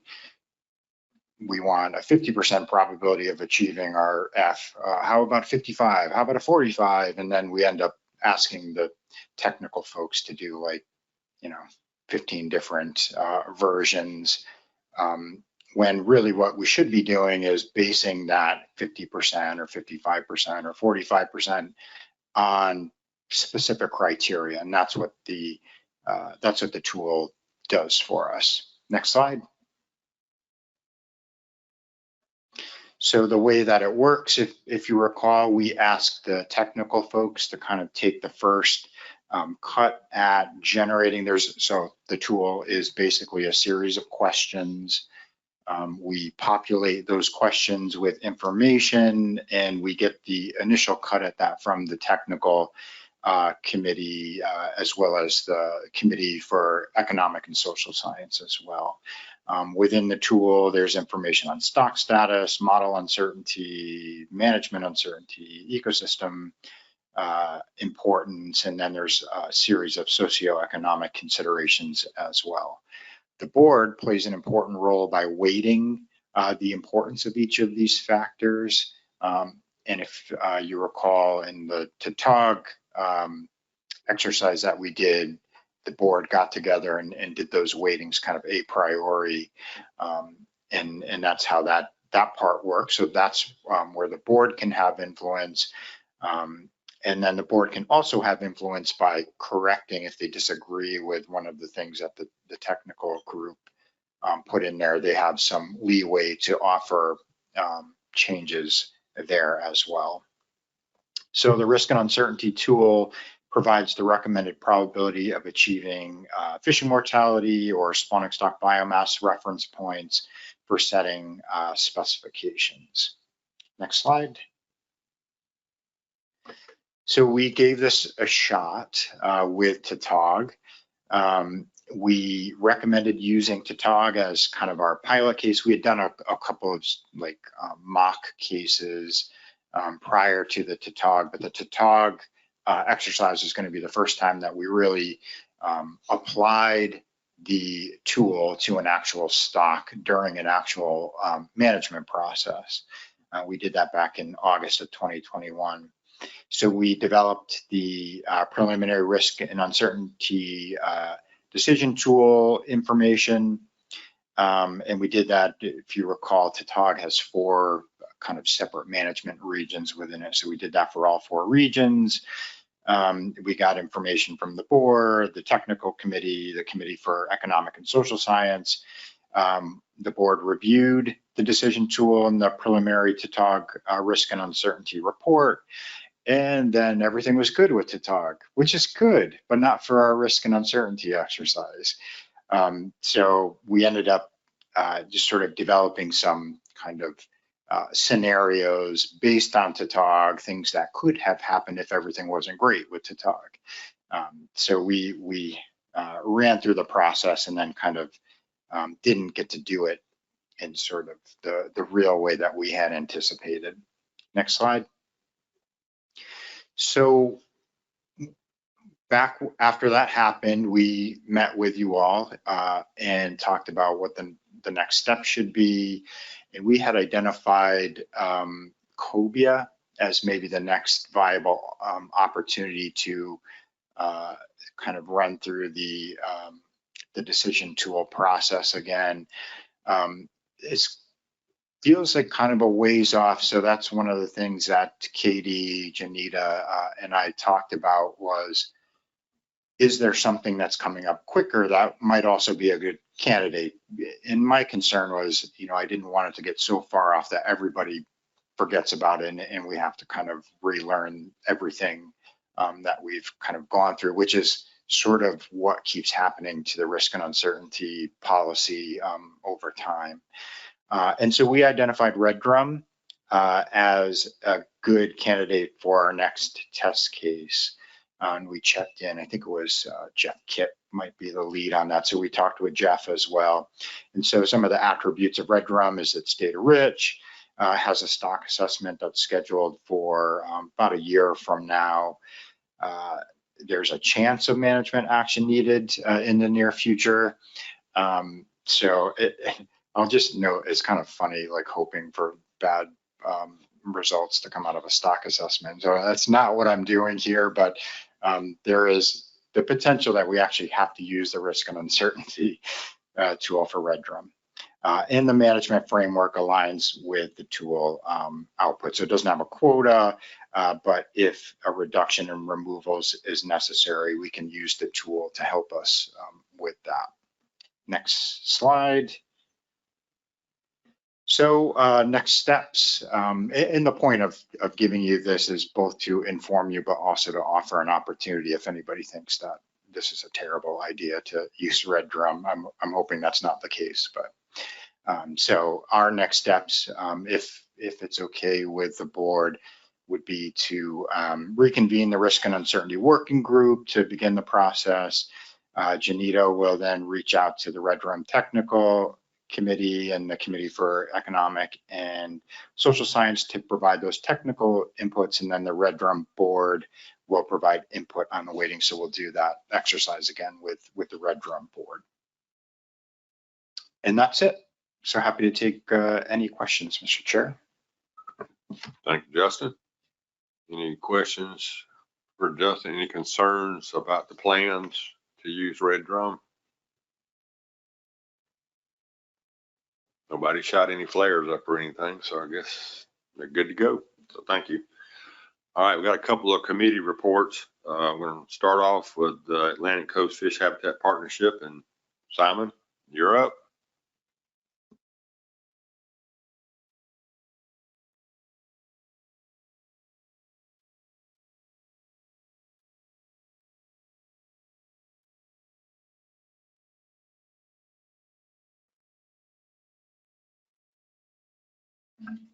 Hi there, good morning. I'm Simon Colstead. I'm the Habitat Coordinator here at ISFMP, as well as the coordinator for the Atlantic Coastal Fish Habitat Partnership, also the coordinator for the Habitat Committee. So I'm the Habitat guy. Just wanted to give you guys a brief update about what ACFIP has been up to recently. Madeline, next slide, please. So last week, the steering committee met in Philadelphia, Pennsylvania, and we got through a number of items that have been sort of put on hold until during the transition of me starting here. But we got through the strategic plan. So we now have a 5-year strategic plan approved, our objectives and conservation objectives and strategies as well as we got through the action planning, so more specific, 2-year plan on what we will accomplish. And we also decided on the recipient for the 2023 Melissa Laser Habitat Conservation Award.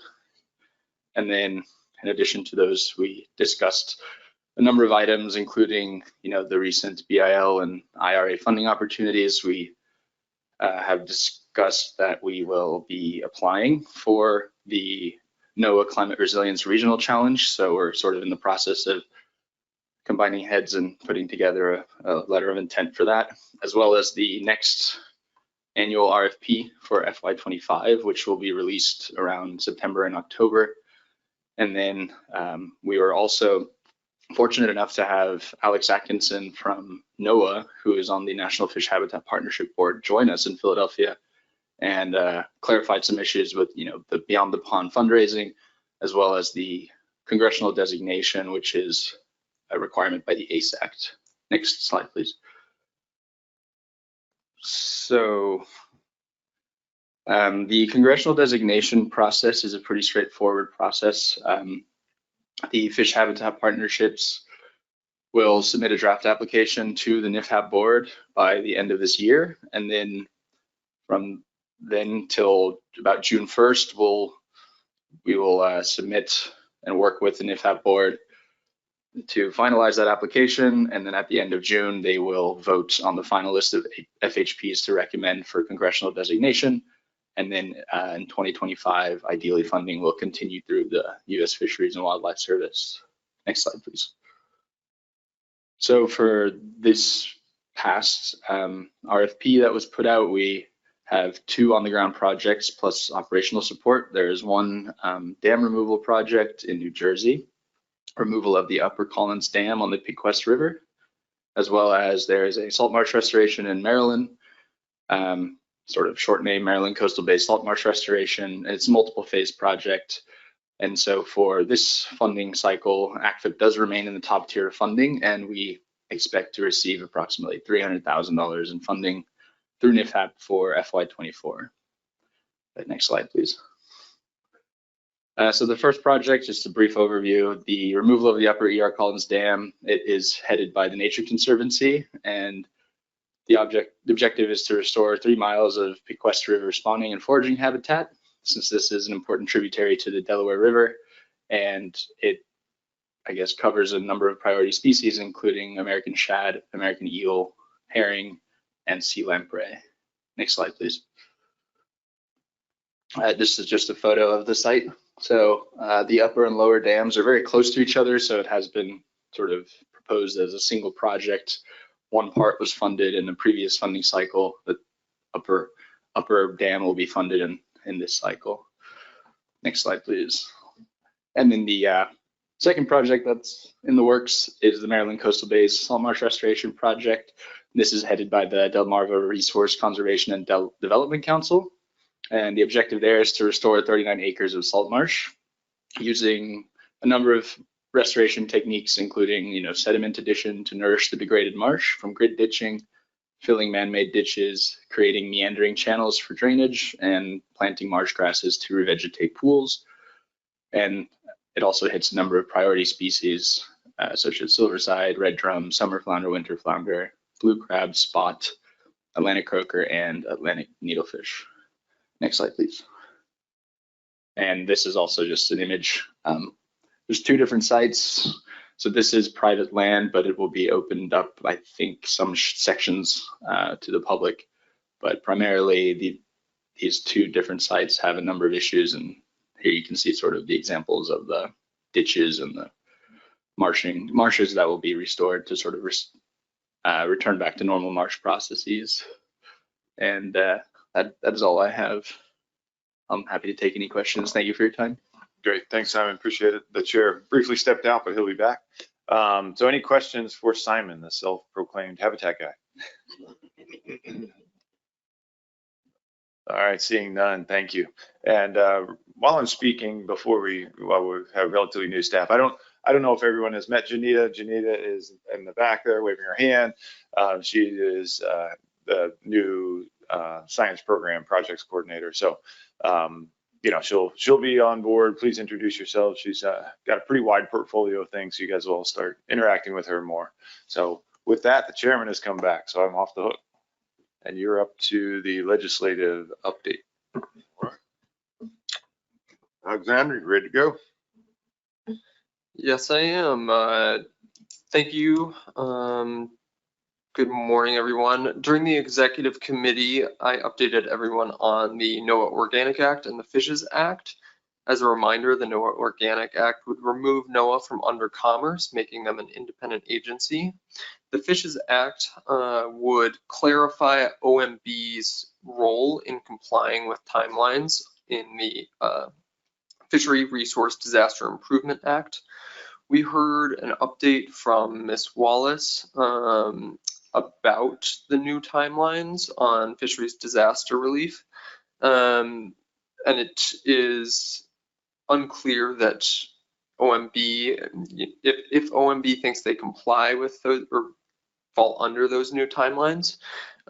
This is a bill that would institute a 30-day timeline on OMB for approving spend plans.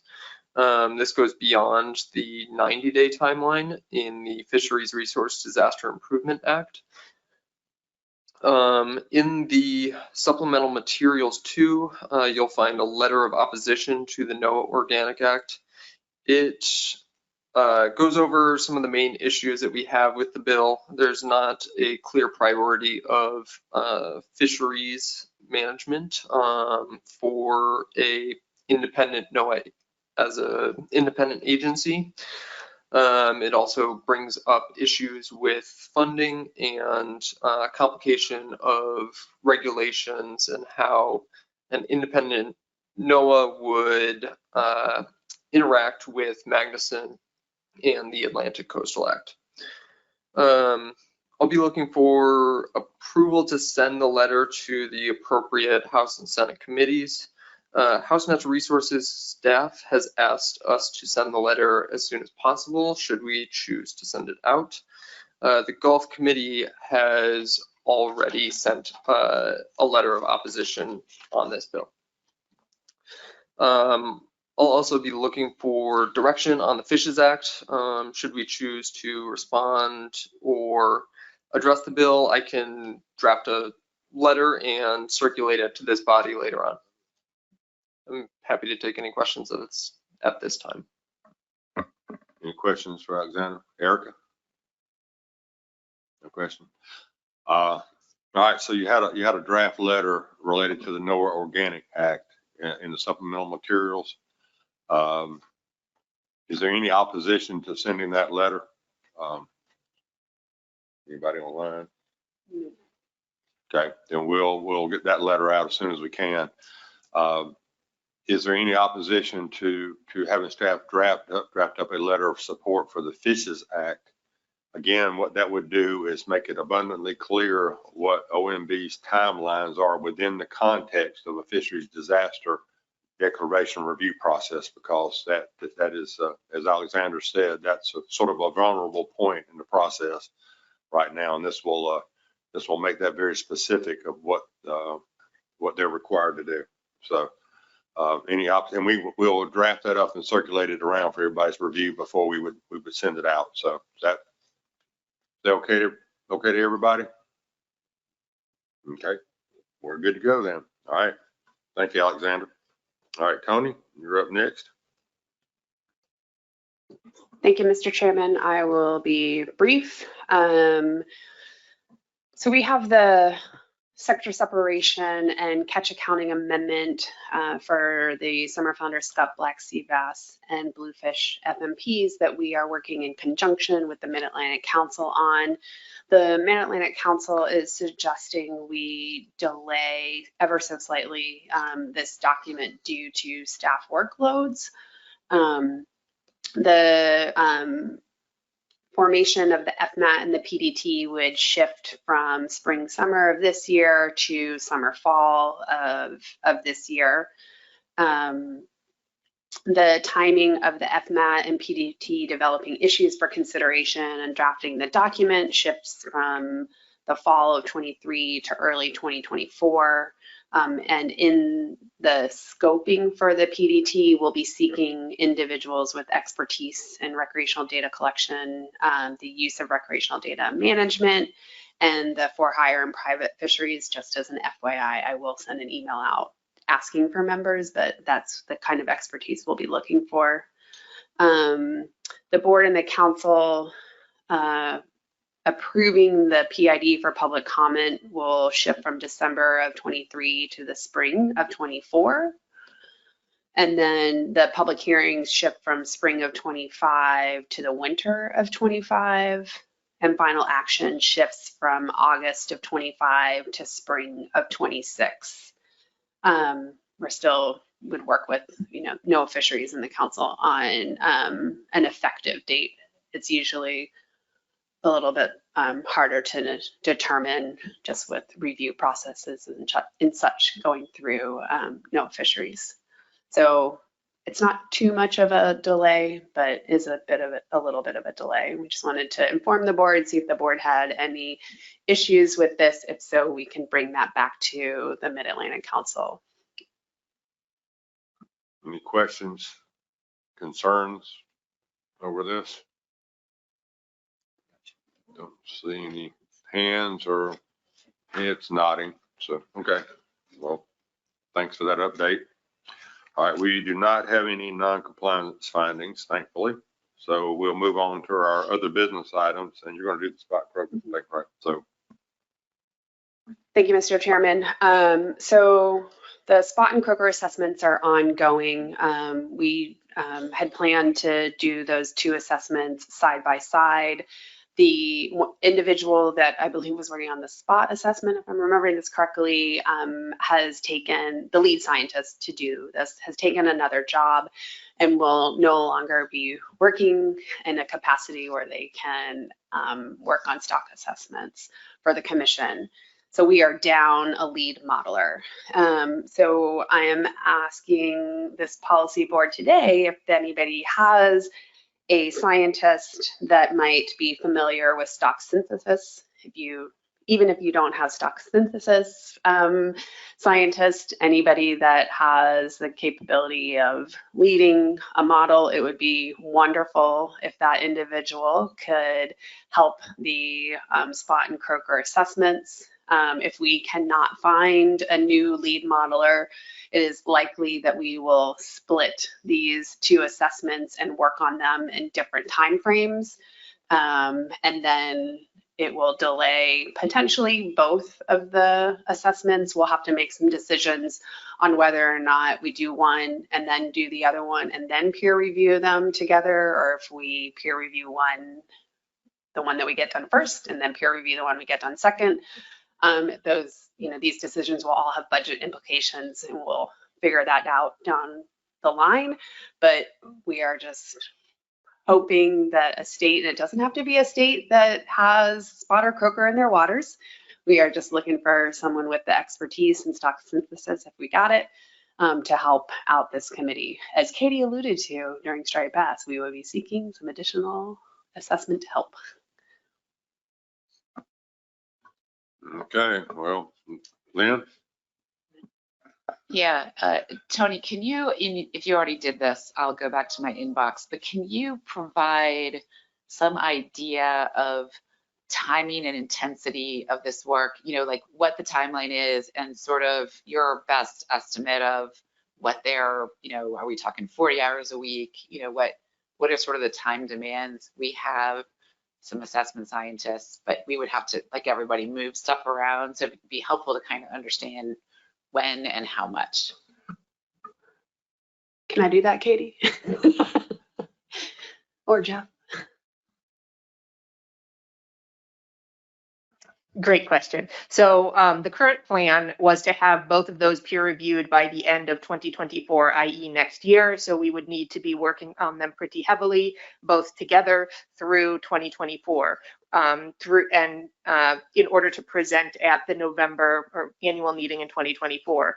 So it's we're heavily into the work right now. It would be, if we were able to add somebody we would be still sort of focused on that timeline, maybe shift it back one meeting cycle, but basically the majority of the work would be occurring between now and probably the next year, next 15 months. In terms of hours per week, I don't think we have a specific number on that, but we would be looking for somebody to take on the lead analyst role for one of those species. Probably several hours a week. It's not a full-time job, obviously, but several hours a week, peaking up, to much more than that, attending the workshops, things like that during intensive periods, but for sure several hours a week out of their time. I think it also depends on sort of how we can allocate workload. Are we going to pause spot anyway? And things like that. So if you have maybe some ideas about the resources within your state, if it's not a hard yes or a hard no, definitely reach out and we can talk about how to accommodate the availability of your analyst's time. Jason, good? Okay. Shannon? Thank you, Mr. Chair. And I think this is maybe a topic for another day, but I do think it's important for perhaps the policy board or another group of the ISFMP to start to have a conversation about some of the issues I feel like we're kind of running into with stock assessment scientists and the states being able to provide. I don't think that falls on the commission. I think that falls on the states. And so I do think that we need to have some conversations around the table of what we're able to give to stock assessments, because it's incredibly important for us to be getting, we ask more and more and more, I feel like, of our stock assessment scientists. We want our benchmarks faster. We want our updates faster. But I think in a lot of places we're not donating the resources to the commission that I hope that we could. And so I'd love for us to have a kind of an open conversation amongst the states, kind of talking about, what they can and can't provide, what might be able to help them to bring in more stock assessment scientists, lessons learned, things like that, because I feel like, this is starting to be a little bit of a pattern with some of our species that we're struggling to fully populate our SASs. And I think the states should be discussing that and figuring out how best to support ISFMP. Thank you. Yeah, there were some discussions about that at the state directors meeting about strategies, short-term and long-term strategies, but that's a good segue because I think that's sort of what Dan's trying to encapsulate in. And so are you ready? Thank you. I'll be brief. Earlier this week, we've had numerous conversations about what many perceive as an erosion of core services by NOAA fisheries in the area of surveys and port sampling. And I was hoping that through ISFMP leadership, we could maybe convene other interested parties that are in the same conversation, such as council leadership here on the East Coast. And I think at the end of it all, some kind of a white paper would be really valuable so that in our dealings with Congress, trying to get NOAA fisheries, a budget increase. We all know that level funded budgets or level funded budgets towards certain activities is in fact a functional cut as you move forward with cost of living increases. And so, we have a lot of concern at home. I've heard a lot of concern among our council delegation. And to that end, I have a motion. And the motion is to move that the commission leadership reach out to the 3 Atlantic Coast councils and schedule a meeting to discuss diminished data collection and stock assessment capacity. The discussion will explore options for developing an inventory of data collection deficiencies and impacts to the effective fisheries management. All right, thanks, Dan. We have a second. Have a second from Mel. Okay. All right, yeah. I think that's one of those ones we can all agree on. So any comments, further comments? I think that's pretty self-explanatory. Mike Ruccio? I'll just be very brief. I listened, both during the state directors meeting and then again during the executive committee session. And, I'll abstain on this, but we welcome this evaluation. there were things in that conversation that were really difficult to hear and to acknowledge, very real concerns. It's not an easy situation for us to be in. Just know that we are talking a lot about it. There are things that we can control and things we can't, but we'd welcome this evaluation and look at it as a way to be productive and proactive. So thank you. Thank you, Mike. All right, any other comments on Kirby?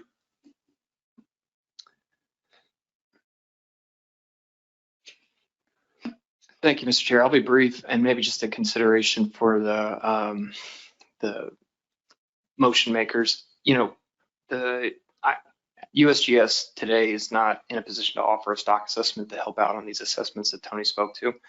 But if the board sees this as a priority, we'd be willing to discuss this idea further with our USGS Cooperative Research Unit Director.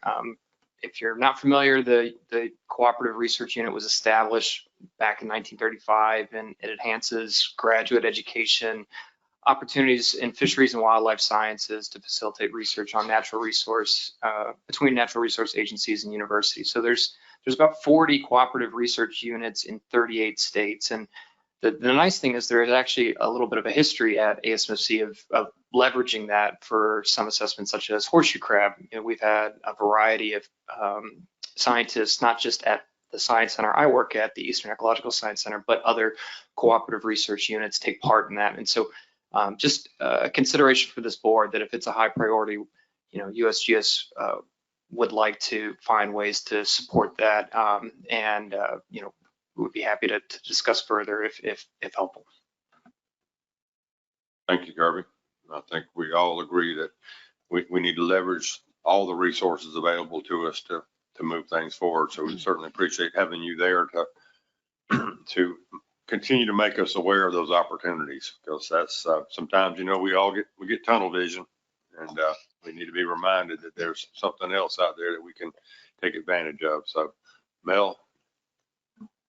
Thank you, Mr. Chair. Yeah, I appreciate Dan making the motion. And I will say, being on both the council and the commission, this is something that comes up frequently. And I appreciate the sensitivities to it and all, but I will say it's not only diminished data collection stock assessment capacity, it's making sure we have sufficient capacity from here on out to deal with what will be becoming even more and more demanding environment for this sort of this need. So I think this is warranted in terms of let's take a look at what we've got and what our deficiencies are, and also be thinking about the future, because it's only going to get more and more demanding as we deal with climate change, wind energy, all the stuff going on. So appreciate it, Dan. All right, thank you, Mel. Any questions or discussion? Any opposition to this motion?